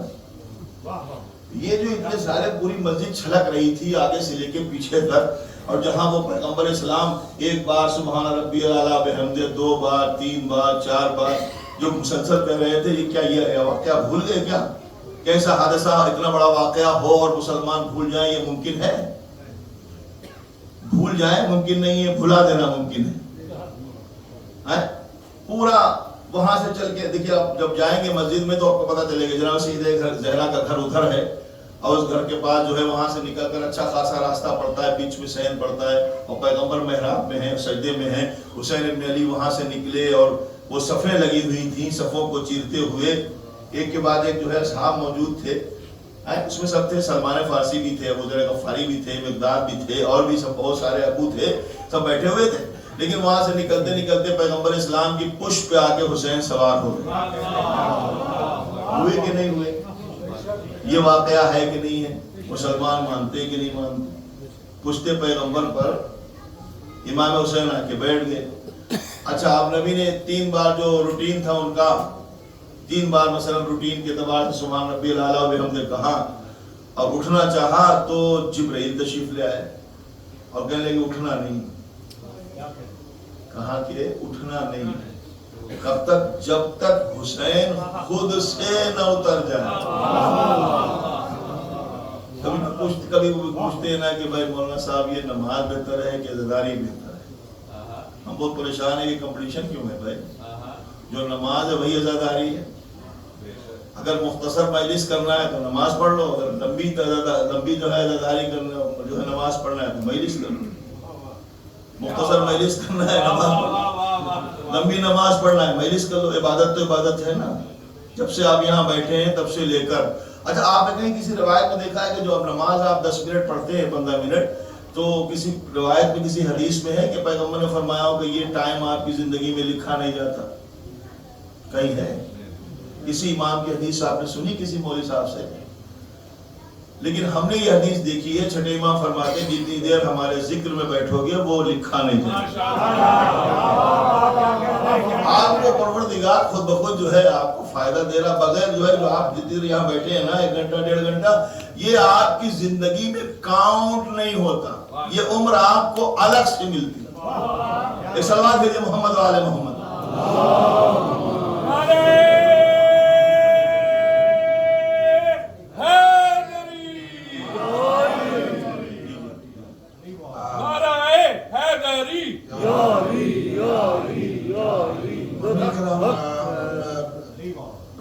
معذرت خواہ، اس طرح اچھا نہیں لگتا کہ آپ مجلس کے دوران اس طرح سے کریں، لیکن ہمیں کچھ احساس ہے 3-4 گاڑیاں ہیں جو کہ باہر پارک ہیں اور بہت غلط جگہ پارک ہیں، وہ میرا خیال ہے ان کو پک اپ کر لیں گے یا جیسے بھی ہے. گاڑی کا نمبر ہے AK23 UXN WP08YFW A075 YSR and GM18 NNT. تو جن کی بھی گاڑیاں پلیز اب آپ خود رسپانسبل ہوں گے کل سے. آج تو ہم چلیں آپ کو بتا رہے ہیں، لیکن کل سے انشاءاللہ ہماری کوئی رسپانسبلٹی نہیں ہے کہ گاڑی ٹکٹ لگ جائے یا گاڑی کو کوئی اٹھا کے لے جائے. پلیز یہ کل آپ خود اس کو دیکھیے گا. جزاک اللہ. معذرت. محمد و آل محمد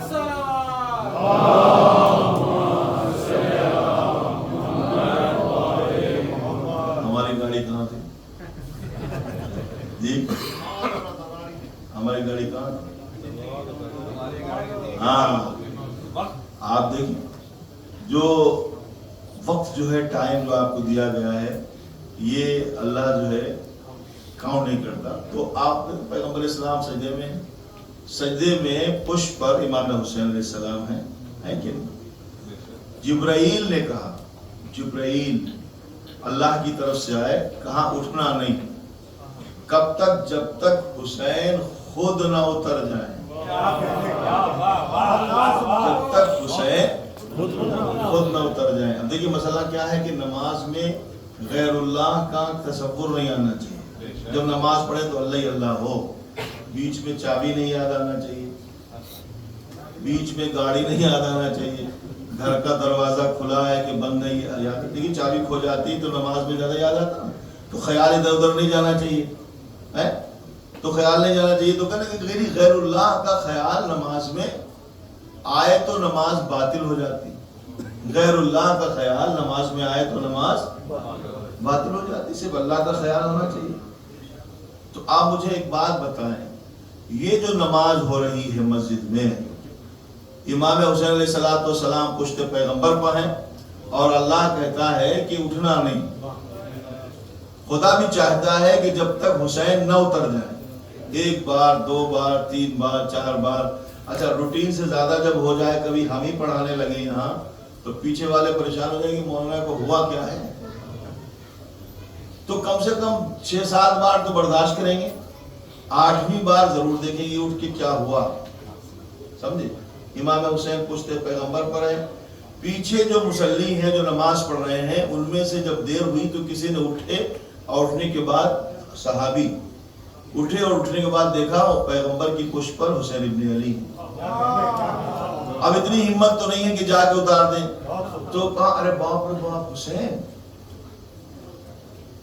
دل میں سوچا ارے باپ رے باپ حسین، اور سجدے میں چلے گئے. اب مجھے بتائیے دوسرا سجدہ کس کا ہے؟ اچھا یہ مجھے بتائیں کہ یہ دوسرا سجدہ جو کر رہے ہیں اب دماغ میں کون ہے، اب فکر میں کون ہے؟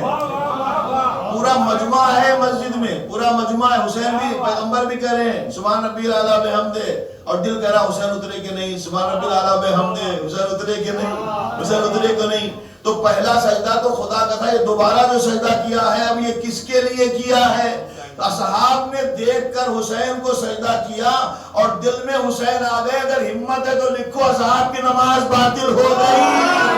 اگر اصحاب کی نماز حسین کے تصور سے باطل نہیں ہوتی تو ہم موالیوں کی نماز لبیک یا حسین، لبیک یا حسین، لبیک یا حسین، لبیک یا حسین. نعرہ حیدری. سامنے سجدے گاہ رکھے ہیں اور وہ رکھ کے جب کہا یہ کیا رکھے ہیں آپ؟ یہ کربلا کی خاک ہے. اگر دماغ جائے گا تو کہاں جائے گا؟ کربلا جائے گا. کربلا سے حسین تک، حسین سے خدا تک وہ رکھا ہوا. تو جو کام کیا نبی نے وہ سرکاری زندگی کا تھا نا. ناقہ بنے مسجد میں، سجدے کو طول دیا مسجد میں اور گرتے ہوئے حسین کو سنبھالا. ابھی میں لفظ بیماری نہیں کہے، خطبہ ہو رہا ہے. جو جمعے کے خطبے ہوتے ہیں کبھی آپس میں شریک ہو تو 2 خطبے ہوتے ہیں. درمیان خطبہ بیٹھنا واجب ہے. یہی پیغمبر کے خطبے کی تاثیر. نبی خطبہ دے رہے ہیں، خطبے میں کیا بیان کر رہے ہیں؟ آیتیں، پیغام الہی، اللہ نے جو پیغام بھیجا تھا وہی تو خطبے میں بیان کر رہے ہیں، اصحاب سن رہے ہیں۔ اور اتنا سائلنٹ مجمع، پن ڈرائیو سائلنٹ ہوتا ہے جو، جس کو ہم کہتے ہیں اردو میں ہما تن گوش، ہما تن، ہاں یہ کھانے والا گوشت نہیں، گوشت کان، ہما تن گوشت۔ اب بتاتا ہوں میں ہما تن گوشت کون ہوتا ہے۔ ہما تن گوشت اسے کہتے ہیں کہ جو آنکھیں بھی متوجہ ہوں، کان بھی متوجہ ہوں اور فکر بھی متوجہ ہوں۔ اچھا تو اب ہم کہہ سکتے ہیں کیا صاحب ہما تن گوشت تھے؟ کہہ سکتے کہ نہیں؟ سب کے لیے نہیں۔ اگر سب کی فکریں متوجہ ہوتی تو مسجد کے بعد پوچھتے نہیں کہ ماذا قال آنفا،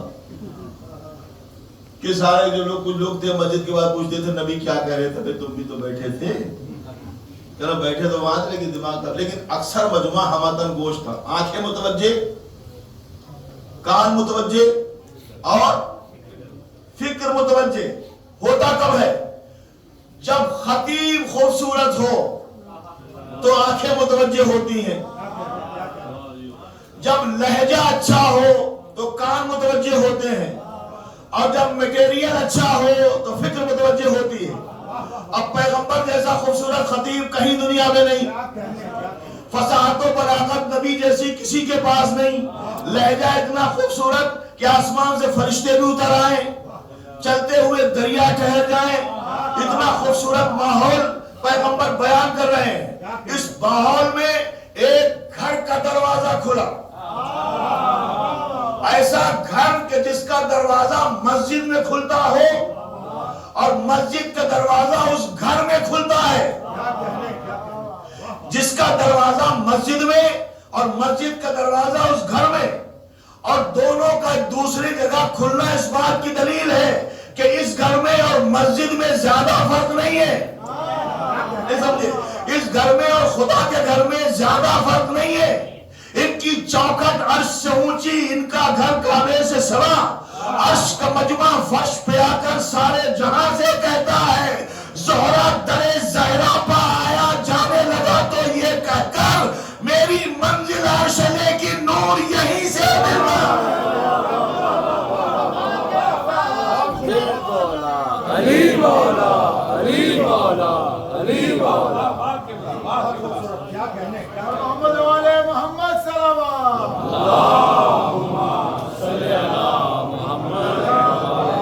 اس گھر کا دروازہ مسجد میں کھلتا ہے، صحن مسجد میں، مسجد کا دروازہ ہے اس گھر میں۔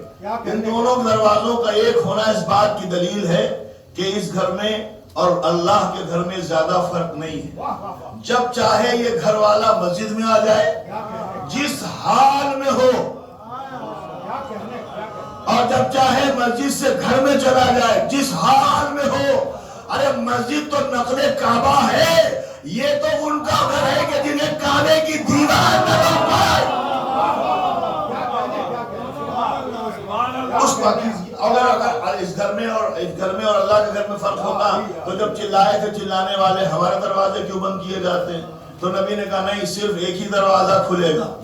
اور نبی منبر پر ہیں، محراب میں پیغمبر منبر پر، خطبہ شروع ہے، آیتیں پڑھ رہے ہیں، اللہ کا کلام چل رہا ہے، پیغام الہی دیے جا رہے ہیں۔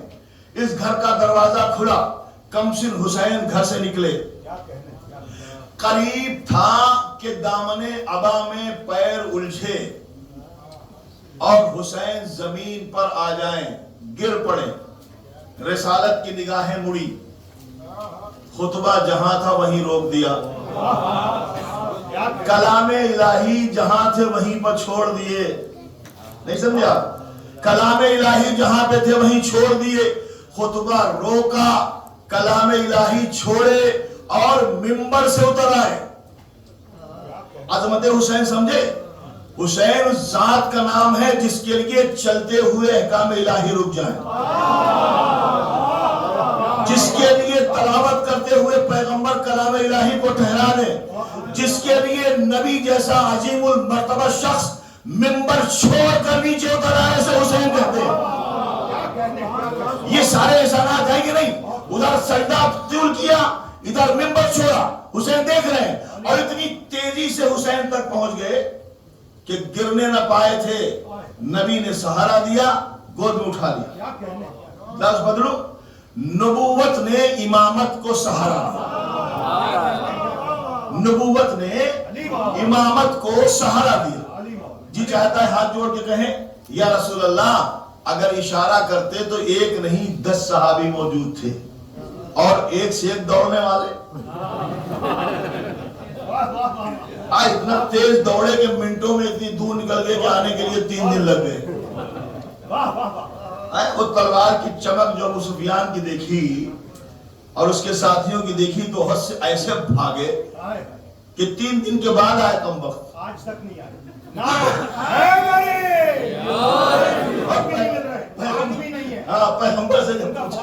پیغمبر نے جب پوچھا کہ مولا متقیہ، دیکھیں جملہ سمجھیے گا، مولا سے پوچھا کہ تم کیوں نہیں گئے؟ کہ اکفر بعد الایمان، کیا ایمان لانے کے بعد کافر ہو جاتا؟ تو سیدھی سرحد گر گئی نا، جو گئے تھے مسلمان رہے. تو ایسے ایسے بھاگنے والے موجود تھے، اتنے اتنے تیز دوڑنے والے موجود تھے. یا رسول اللہ، اشارہ کرتے تو کوئی دوڑ کے اٹھا لیتا. ایک نہیں 10 صحابی موجود تھے. تو نبی نے کہا اشارے کی ضرورت بھی نہیں تھی، اگر موقع پاتے تو خود ہی سنبھال لیتے، اگر موقع پاتے تو خود ہی سنبھال لیتے. میں نے خود موقع نہ دیا. کہ رسول اللہ کیوں؟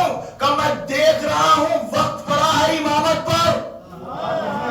اگر صحابیت کا ہاتھ لگ جاتا تو کل تاریخ کو موقع ملتا کہ جب امامت پر وقت پڑا تھا تو صحابیت کام آئی تھی.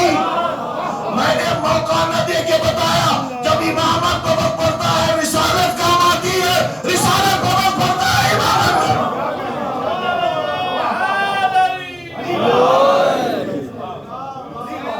امامت پر وقت پڑا، تیزی سے پہنچ گئے.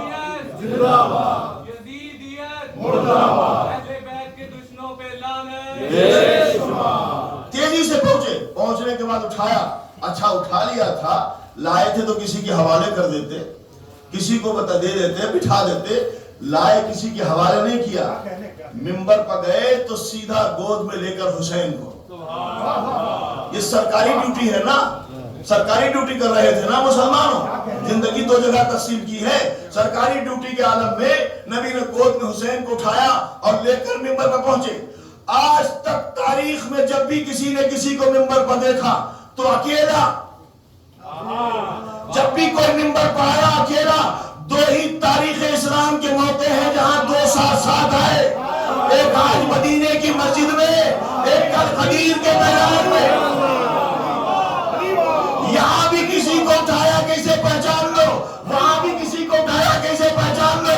اب اٹھنے والا سمجھنا ہو تو پہلے اٹھانے والے کو سمجھو.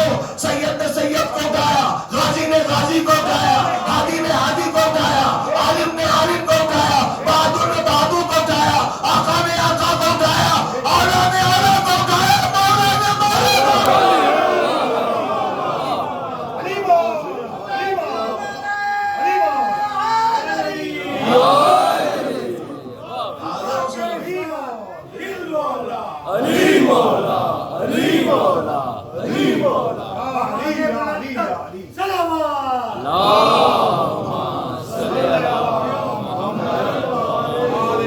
یہ سرکاری زندگی ہے کہ نہیں؟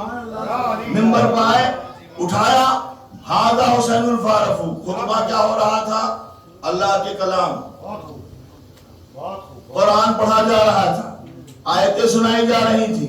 لیکن یہیں سے جب خطبہ شروع ہوا تو وہ کنٹینیو نہیں کیا جو چھوڑ دیا، اس کو وہیں پہ چھوڑ دیا. اب حسین کی تعریف ہو رہی ہے. یا رسول اللہ، یہ خطبہ بدل کیوں گیا؟ پہلے تو اللہ کا کلام ہو رہا تھا، اب حسین کا نام آ رہا ہے. کہ تمہیں پتا نہیں یہ دونوں ایک ہی ہیں، یہ پڑھو تو بھی عبادت ہے، وہ پڑھو تو بھی عبادت ہے.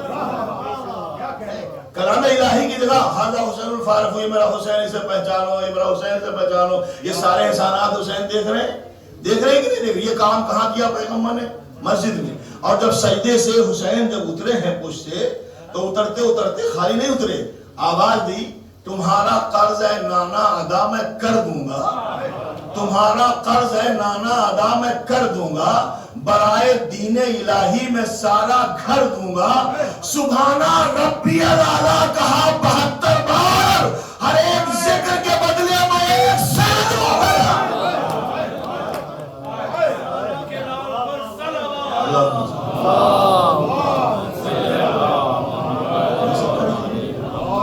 زہرا کا استقبال کیا ہے سرکاری زندگی میں، مسلح سے جو اٹھے ہیں، جب اپنے مسرت سے اٹھ کے کھڑے ہوئے ہیں، ہاتھوں کو بوسہ دیا، یہ تو مسجد میں کیا ہے نا مسلمانوں، یہ تو سب سرکاری کام ہے۔ علی کو ہاتھوں پہ اٹھا کے من کو تو مولا کہا، یہ تو سرکاری کام ہے نا۔ حسین پیغمبر اسلام نے جو دکھایا ہے، حسن مصطفیٰ کو کاندھے پہ بٹھایا، یہ بھی سرکاری کام ہے۔ بہت بہت عجیب مسئلہ ہے۔ وہ 30 پاروں کا قرآن تو حفظ کر ڈالا، وہ 4 حرفوں کا لفظ غدیر بھول گئے۔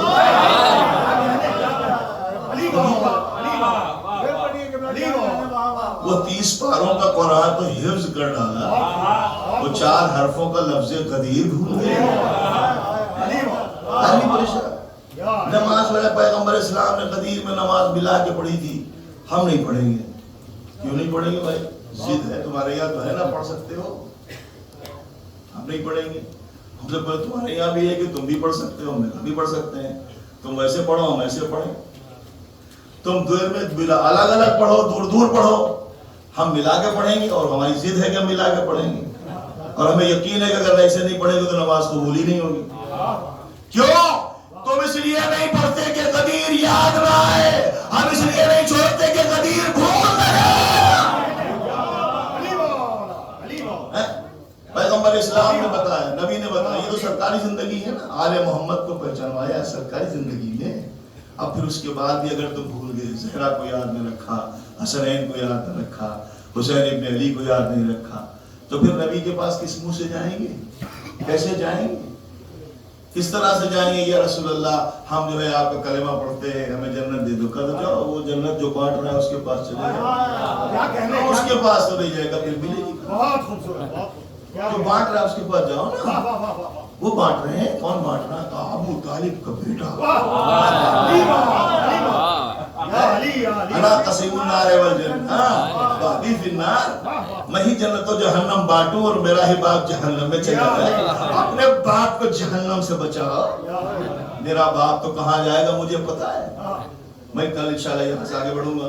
تو جاؤ، وہ بانٹ رہے ہیں، وہ جوانان جنت کے سردار ہیں، تو کہنے جوانان جنت کے سردار حسنین ہیں، تو ایک صاحب محبت میں کہنے لگے فلاں صاحب بوڑھوں کے سردار،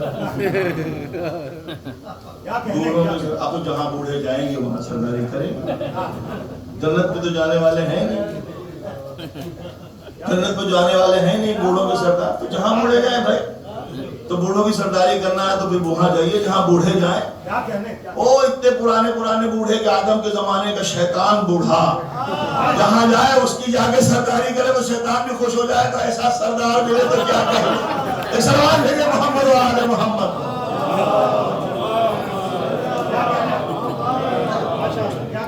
چلے جاؤ ان کے بعد جنت، وہ خاتون جنت بیٹھی ہوئی ہیں، کیسے جائے گی مولے کے؟ یہ دروازہ تو تم جلا چکے ہو، جہاں سے جنت ملتی ہے، جہاں سے راہ جنت ملتی ہے، تمہیں کیوں نہیں ملتی ہے؟ آسمان والے بھی یہیں سے لے کے جاتے، چاہیے تو یہ تھا اسی دروازے پہ جاتے، جھولی پھیلا کے کھڑے ہوتے، سب کچھ مل جاتا، ساری عزتیں تمہاری جھولی میں ہوتی۔ دنیا کا سب سے عظیم ترین مذہب اسلام، عظیم ترین رہبر مسلمانوں کا جناب پیغمبر اسلام، عظیم ترین معبود خداوند کریم، عظیم ترین طریق عبادت تمہارے پاس، پھر کہیں ذلیل؟ اور یہاں تو پھر بھی کہیں کوئی گاد آدمی عزت کر لیتا ہے، آخرت میں کتنا ذلیل ہوں گے۔ زہرا اپنے ہاتھوں میں عباس کے وہ 2 کٹے ہوئے بازو لے، لکھا ہے کہ محشر کا میدان جب ہوگا تو عالم محشر میں جناب سید زہرا جب تشریف لائیں گی تو منادی ندا دے گا، کہہ دے محشر اپنی نظروں کو جھکا لو، اب نبی کی بیٹی زہرا کی سواری اجر اللہ، خدا کوئی غم دے غم آل محمد کے سوا، خدا آپ کی جھولیاں بھر دے، آپ کی مرادوں کو پروردگار قبول کرے۔ جو بیمار شفا کاملہ رہے عطا فرمائے. ایک مومن بیمار ہے پاکستان میں، اس کے لیے گزارش کی گئی خدا اس کو بھی شفا کاملہ عطا فرمائے بیمار کربلا کے صدقے میں. لیکن ایک بیمار اور ہے جو مدینے میں ہے، وہ سب کو چھوڑ کے سب لوگ جب چلے گئے تو وہ بیمار صبح سے شام تک راتیں گن گن کے ستاروں کو کاٹتی ہے. کبھی پوچھتی ہے میرا بھائی اکبر آیا، کبھی کب آئے گا میرا بھائی علی اکبر، کب آئیں گے میرے بابا. عزیز و روایت کہتی ہے کہ جب محشر کا میدان ہوگا تو وہاں آواز آئے گی اہل محشر اپنے نظروں کو جھکا لو، اب نبی کی بیٹی فاطمہ کی سواری آ رہی ہے. تو ایک مرتبہ سب سر نظروں کو جھکا لیں گے. نبی کہیں گے میری تو بیٹی ہے، میری تو بیٹی. علی کہیں گے میری تو زوجہ ہے. ابراہیم کہیں گے میری تو نسل سے ہے، میری جو ذریت سے ہے، میری بیٹی ہے. تو پیغمبر اسلام جب کہیں گے میری بیٹی ہے تو خدا کہے گا یہاں محرم نہ محرم کا سوال نہیں ہے. اے میرے حبیب، فاطمہ اس عالم میں آئیں گی کہ تم سے دیکھا نہیں جائے. ہاتھوں میں حسین کا کرتا جو جگہ جگہ سے تار تار ہوگا. علی جناب عباس کے کٹے ہوئے بازو انہی کے ساتھ ایک چھوٹا سا کرتا ہوگا. جو جناب علی اصغر کا پروردگار یہ میرا غلام ہے، جس کی خطا صرف یہ تھی کہ یہ پیاسا تھا. راوی کہتا ہے کہ جب امام زمانہ تشریف لائیں گے تو سارے معصومین تشریف لائیں گے. خود پیغمبر اسلام مسند پر بیٹھے ہوں گے، مسند قضاوت پر نبی ہوں گے اور فیصلے ہو رہے ہوں گے. اسی دوران ایک بی بی آئے گی جن کا نام خدیجہ الکبریٰ ہے. ان کے ہاتھوں میں محسن کا جنازہ ہوگا اور لا کے کہیں گی اے میرے والی و وارث یا رسول اللہ، یہ میری بیٹی کا بیٹا ہے جس کو ظالموں نے شکم مادر میں مار دیا. بے ای ذنب قتلت، کیا قصور تھا اس کا کہ جس کو قتل کر دیا گیا. تو میں نے سوچا کہ جب سبھی آئیں گے تو بی بی زہرا بھی آئیں گی، لیکن محسن کا جنازہ خدیجہ کیوں لائیں گی، فاطمہ کیوں نہیں لائیں گی. تو تاریخ نے آگے سہارا دیا، فاطمہ کے ہاتھ خالی کہاں ہوں گے، ان پہ علی اصغر کا جنازہ. پروردگار یہ میری بیٹے کا بیٹا ہے، اس کی خطا صرف یہ ہے کہ پیاسا. عزیزو، آج آپ کو میرا باپ کو پرسہ دینا ہے. بڑی مظلومہ بی بی ہے. اس کا کربلا میں اس کی گود بھی اجڑ گئی، ماں بھی اجڑ گئی. ایک سہارا بچا تھا سکینہ کے نام سے، وہ زندان شام میں رہے. بڑی مظلومہ بی بی ہے. کربلا کی سرزمین سے جب اس کو پتا چلتا ہے کہ کوئی میرے بیٹے اصغر کا ماتم کرتا ہے تو دعائیں دیتی ہے، اے وہ ماؤں کے جن کی گودیاں آباد ہیں، اے علی اصغر کا ماتم کرنے والے تمہارے بچوں کو خدا سلامت رکھے. راوی کہتا ہے کہ امام علی مقام کربلا کے میدان میں اور صبح سے بازار شہادت گرم ہے. ایک کے بعد جناب اصغر کربلا آئے تھے. کس مشن میں آئے تھے؟ آپ کو معلوم ہے کہ سغرا کی گود سے جب آئے ہیں تو امام علی مقام کی چند جملوں کو سننے کے بعد آئے ہیں. صبح سے لے کر دوپہر ہو گیا، بازار شہادت گرم ہے، عصر عاشور قریب آیا، ایک ایک جا رہا ہے، شہید ہو رہا ہے. حسین لاشا لا رہے ہیں. جب کوئی نہ رہا تو امام علی مقام نے آواز دی، حل من ناصر ینصرنا، کیا ہے کوئی جو میری مدد کو آئے، ہے کوئی کہ جو ہماری نصرت کو پہنچے. تو امام علی مقام کی آواز کربلا میں جب گونجی تو شہداء کے لاشیں تڑپ گئے. لبیک یا ابن رسول اللہ، ہم نے دیکھا ہے کہ لاشیں شہداء تڑپ رہے تھے، مگر فرات کے کنارے عباس کا لاشا گھٹنیوں کے بل کھڑا ہوا. لبیک یا ابن رسول اللہ. امام علی مقام نے پھر کہا، حل من ناصر ینصرنا.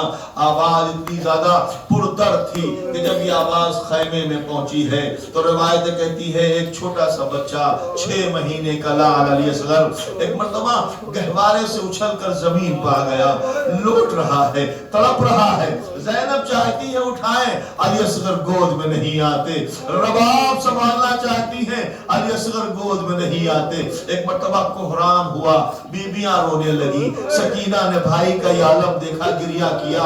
گریا کی آواز جب بلند ہوئی تو حسین کے کانوں تک آواز پہنچی. تڑپ گئے حسین، دوڑتے ہوئے خیمے کے قریب آئے. ارے بہن زینب، کیا کوئی بچہ پیاس سے ہلاک ہو گیا ہے؟ زینب نے کہا نہیں بھیا، کوئی بچہ ہلاک تو نہیں ہوا ہے. کہ پھر رونا کیسا ہے؟ ایک آپ کی آواز استغاثہ سن کر علی اصغر نے اپنے کو گہوارے سے گرا لیا. अब वो किसी की गोद में नहीं आते हैं। कहा अच्छा मैं समझ गया, मेरे लाल का मकसद, लाओ मेरे असगर को मुझे दे दो, मेरे बच्चे को मुझे दे दो, प्यासा है, मैं सोचता हूँ जाऊं कुछ पानी मांगू, हो सकता है जालिम तरस खा के पानी पिला दे। एक मर्तबा इमाम आली मुकाम ने जब ये कहा तो जनाब ज़ैनब ने मेरे बाप से कहा हुसैन अपने बच्चे को मंगवा रहे हैं। अच्छा आपको पता है कि जब बच्चा घर से बाहर आता है तो माँ अपने बच्चे के चेहरा धो देती है, उसके कपड़े बदल देती है कि बाहर जा रहा है, और कभी कभी उसके काला टीका लगा देती है माँ, ये कहीं इसको कोई नजर न लग जाए, इसकी कोई नजर न लग जाए। रबाब के पास पानी नहीं था, अपने दामन से चेहरे के गर्ज को साफ किया, कमर में छोटा सा पटका बांधा और कुर्ते के बटन सही किए और एक काला टीका लगाया, जाओ अली असगर खुदा हाफिज, इमाम हुसैन के करीब लाई, ये मेरा तोहफा ले लीजिए। हुसैन ने गोद में अली असगर को लिया, पेशानी का बोसा दिया, हाथों पर लेके चले। उम्मे रबाब ने कहा रुकिए आका रुकिए। इमाम रुक गए, कान के पास मुंह ले जाकर कुछ उम्मे रबाब ने कहा, और जब कहा तो जनाब इमाम हुसैन ने पूछा क्या कहा उम्मे रबाब आपने? कहा मैंने कहा देखो करबला का मैदान है, तीर चल रहे हैं, अगर कोई तीर तुम्हारे बाप की तरफ आए तो हुमक के ले लेना, और अगर तीर लग जाए तो रोना नहीं, क्योंकि अगर रोगे तो लोग यही कहेंगे हुसैन का बच्चा कभी ना रोता, ये माँ के दूध की कमी थी जो रो रहा है। मेरे लाल मुस्कुरा के तीर गले पे लेना। और जब हुसैन चले तो फिर कहा आका एक गुजारिश है। कहा क्या? लू बहुत तेज चल रही है, धूप बड़ी सख्त है, गर्मी बहुत ज्यादा है, मेरा बच्चा कुमलाया हुआ है, पर इतना करे अपने दामन आबा को उसके ऊपर छुपा ले। हुसैन ने आबा का दामन अली असगर के ऊपर डाला और आहिस्ता आहिस्ता चले। जब फौज अश्तिया ने आता हुआ देखा तो समझा हुसैन कुरान ला रहे हैं, अब शायद लड़ना नहीं चाहते, लेकिन जब हुसैन बुलंदी पर पहुंचे तो उन्होंने अपने दामन आबा को हटाया। सबने देखा कुरान नहीं है, वो कुरान नातिक का एक पारा है, हुसैन के हाथों पे अली असगर है। तारीख में जो जुमला है वो बताऊं मैं आपको, औलाद वालों सुन न सकोगे। लिखा है कि अली असगर इस कैफियत में थे कि जो मछली की तीसरी स्टेज होती है, मछली की तीसरी स्टेज होती है। पहली स्टेज ये होती है कि जब मछली पानी से निकलती है तो उछलती है और गिरती है। पहली स्टेज में जब थोड़ी देर गुजर जाती है वो उछलती नहीं, खाली पलटती है, कभी दाएं कभी बाएं, और जब मरने के करीब होती है तो न उछलती है न पलटती है, खाली मुंह खोलती है और बंद करती है। अली असगर इसी कैफियत में थे, थोड़ा सा मुंह खोलते थे फिर बंद करते थे। हुसैन ने आवाज दी मेरे लाल मैं पानी मांग रहा हूँ, शायद मिल जाए। इमाम ने सवाल याद किया, जवाब न मिला। फिर हुसैन ने कहा मेरे लाल हुज्जत खुदा के फरजंद हो, एक बार हुज्जत तमाम करो। थोड़ा सा अली असगर को बुलंद किया। मेरे मौला ने अली असगर ने नन्ही सी सूखी हुई जबान अपने सूखे हुए होठों पर फेरा, ये जबान तीर का काम कर गई। अश्किया होने लगे, किसी ने कहा पानी दे दो, कोई कहता पानी न दो। उधर से आवाज आई ऐना ऐना हुरमुला इतना कलाम हुसैन, किधर है हुरमुला? हुसैन के कलाम को मुनक़ता कर दे। हुरमुला आगे बढ़ा, उसके तरकश में 3 तीर थे, और 3 तीर जो थे वो 3 तीर तीनों जो है सहशोभा तीर थे। उसने जो सहशोभा तीर एक निकाला, जानते सहशोभा किसे कहते? 3 भाल का, जिसके अंदर 3 नोक होती है। एक भाल का तीर पेड़ में सुराख करने के लिए मारा जाता है, 2 भाल का तीर ऊंट की गर्दन तोड़ने के लिए फेंका जाता है, 3 भाल का तीर अरे घोड़े की गर्दन को तोड़ने के लिए फेंका जाता है। कहां घोड़े की मजबूत गर्दन और कहां अली असगर का नाजुक सकरा। उसने 3 चिल्ले कमान में जोड़ा और जोड़ने के बाद फेंका, तीर लहराया जमीन पे गिर पड़ा। दूसरा तीर फेंका, वो भी लहरा के गिर पड़ा। सबका करीब में उसका दोस्त खड़ा था। हुरमुला क्या हो गया? इस बच्चे पे तीर नहीं चलता तो डर गया? कहा मैं डरा नहीं हूँ, जो मेरी नजरें देख रही तू नहीं देख रहा है। कहा क्या देखा? कहा जैसे ही मैं तीर चलाता हूँ तो खैमे के सामने एक बीबी सर पर कुरान रखे हुए खड़ी कह रही है, हुरमुला मेरा लाल बेखता है, हुरमुला मेरा लाल प्यासा है। अरे मेरे हाथ कांप जाते हैं। उस जालिम ने कहा तू 3 चिल्ले कमान में जोड़, अली असगर के गुलू को निशाना ले। हुरमुला ने निशाना लिया, इस जालिम ने हुरमुला की आंखों पर हाथ रखा और उसने तीर को रिहा कर दिया। तीर फिजाओं में होता हुआ अली असगर के करीब आया, हुसैन के बाजू तक पहुंचने वाला था। अली असगर हुबक के अपनी गर्दन पर ले लिया। रिवायत कहती है फम कलम सभी अला यदरिबा, बच्चा बाप के हाथों को मुनक़लिब हो गया, तीर के जोर से बच्चा पलट गया। अब तो हुसैन ने बच्चे को सीधा किया, कलेजा फट जाता बाप का। बाप की गोद में है, छोटा सा बच्चा है, हुसैन का जिगर भर न जाए, इसलिए जब हुसैन ने बच्चे को पलट के देखा तो अली असगर रो नहीं रहे हैं, चेहरे पे मुस्कुराहट है, चेहरे पे मुस्कुराहट है। हुसैन ने देखा, तीर को निकाला, चंद कतरे खून आया, आवाज दी जमीन ने कि इधर ना आ जाए, न दाना नहीं उगेगा। आसमान ने कहा बारिश नहीं होगी। एक मरतबा एक बीवी ने, जब नहीं हमने देखा है, एक बीवी की आवाज आई, ऐ हुसैन ये खून मुझे दे दे, मैं अपने बालों में लगा के हम जाके महशर में खुदा से कहेंगे परवरदिगार ये मेरे बेटे अली असगर का नाम। हुसैन ने उस खून को चेहरे पर मला, आवाज दी जालिमों, इसी तरह मैं अपने नाना के सामने जाऊंगा। और एक मरतबा चले, अब हुसैन चल नहीं पा रहे हैं, रुके फिर बढ़े, फिर रुके फिर बढ़े, आवाज दी इन्ना लिल्लाह व इन्ना इलैहि राजिऊन। रज़म तज़ाहिर व तस्लीमन नवले, मौला अकबर का जनाजा उठा लाए, अब्बास कलम ले आए, कासिम की मैयत समेट लाए, और मोहम्मद के जनाजे उठा लाए। उनमें इतनी गरानी नहीं थी, ये इस छोटे से बच्चे के लाशों में इतनी गरानी कैसे आ गई कि तुम्हें नहीं मालूम? अरे उसकी माँ इंतजार कर रही है कि मेरा लाल पानी पी के आएगा। कैसे बताऊंगा कि बच्चे ने पानी नहीं पिया, तीर खाया है। आखिरकार हुसैन ने हिम्मत की, दरवाजे खैमे पे पहुंचे, आवाज दी रबाब अपनी अमानत ले जा। रबाब से पहले सकीना निकल आई, बाप का दामन पकड़ लिया, बाबा असगर प्यारे थे, पानी पिला लाए, मेरे लिए तो दामन भिगो के भी नहीं लाए, मेरे लिए पानी न लाए। हुसैन को जवाब नहीं देते हैं, खाली अबा का दामन रख दिया। सकीना ने देखा मन का भला हुआ, गला छिदा हुआ, नन्ही सी जबान बाहर निकली हुई है, खून से लटपट कुर्ता है, सर पर हाथ रखा, माँ अरे मेरा भैया मारा गया, अरे मेरा भैया मारा गया। रबाब दौड़ती हुई आई, गोद में असगर को लिया, चेहरे की तरफ नजर की गया और असगर कह रहे हैं अम्मा आपने कहा था रोना नहीं, मैं रोया नहीं हूँ, मैंने 3 भाग का तीर खा लिया, मैं मुस्कुरा रहा हूँ। अब मैं कहूँगा मौला आप पे लाखों सलाम, आप इमाम है बर्दाश्त कर गए, लेकिन करोड़ों सलाम मेरा बाप आप पर, आपने कैसे बर्दाश्त किया? बच्चे को हाथों पर लिया, एक जुमला कहा, या बुनैया मिस्र का युनहर, ऐ मेरे लाल क्या तेरे जैसे बच्चे भी नहर किए जाते हैं। हुसैन के हवाले किया, बस आखिरी मंजिलों में हो, हुसैन के हवाले किया। मौला ने सोचा कि हमारे बाद घोड़े दौड़ाए जाएंगे, अली असगर का नाजुक बदन है, घोड़े की टापे बर्दाश्त नहीं कर सकता, लिहाजा खैमे के पीछे गए, एक छोटी सी कब्र बनाई। अब तो बना रहे तो रोने की आवाज सुनी, इधर उधर देखा कोई नहीं है, देखा जुल्फकार रो रही है।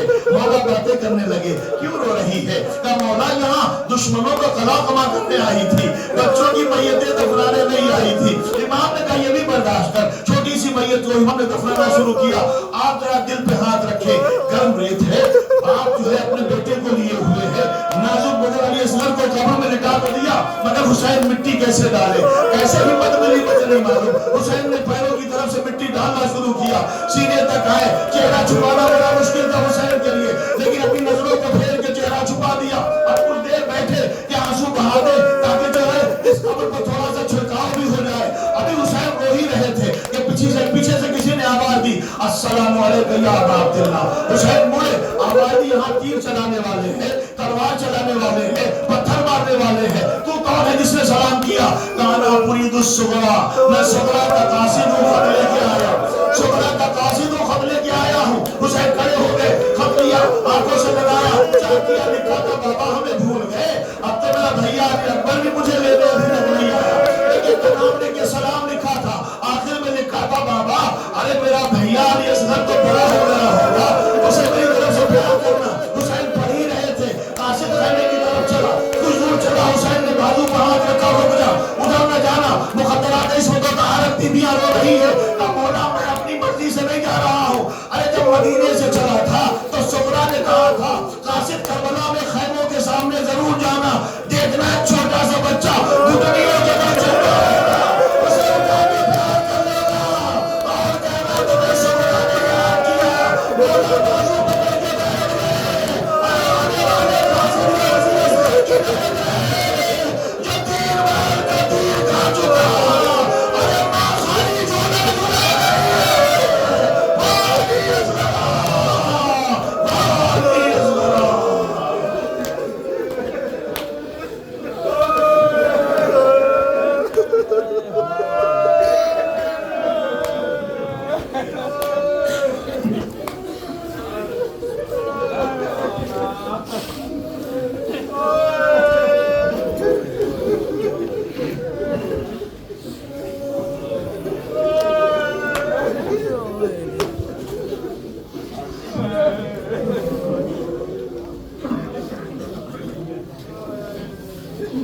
انا للہ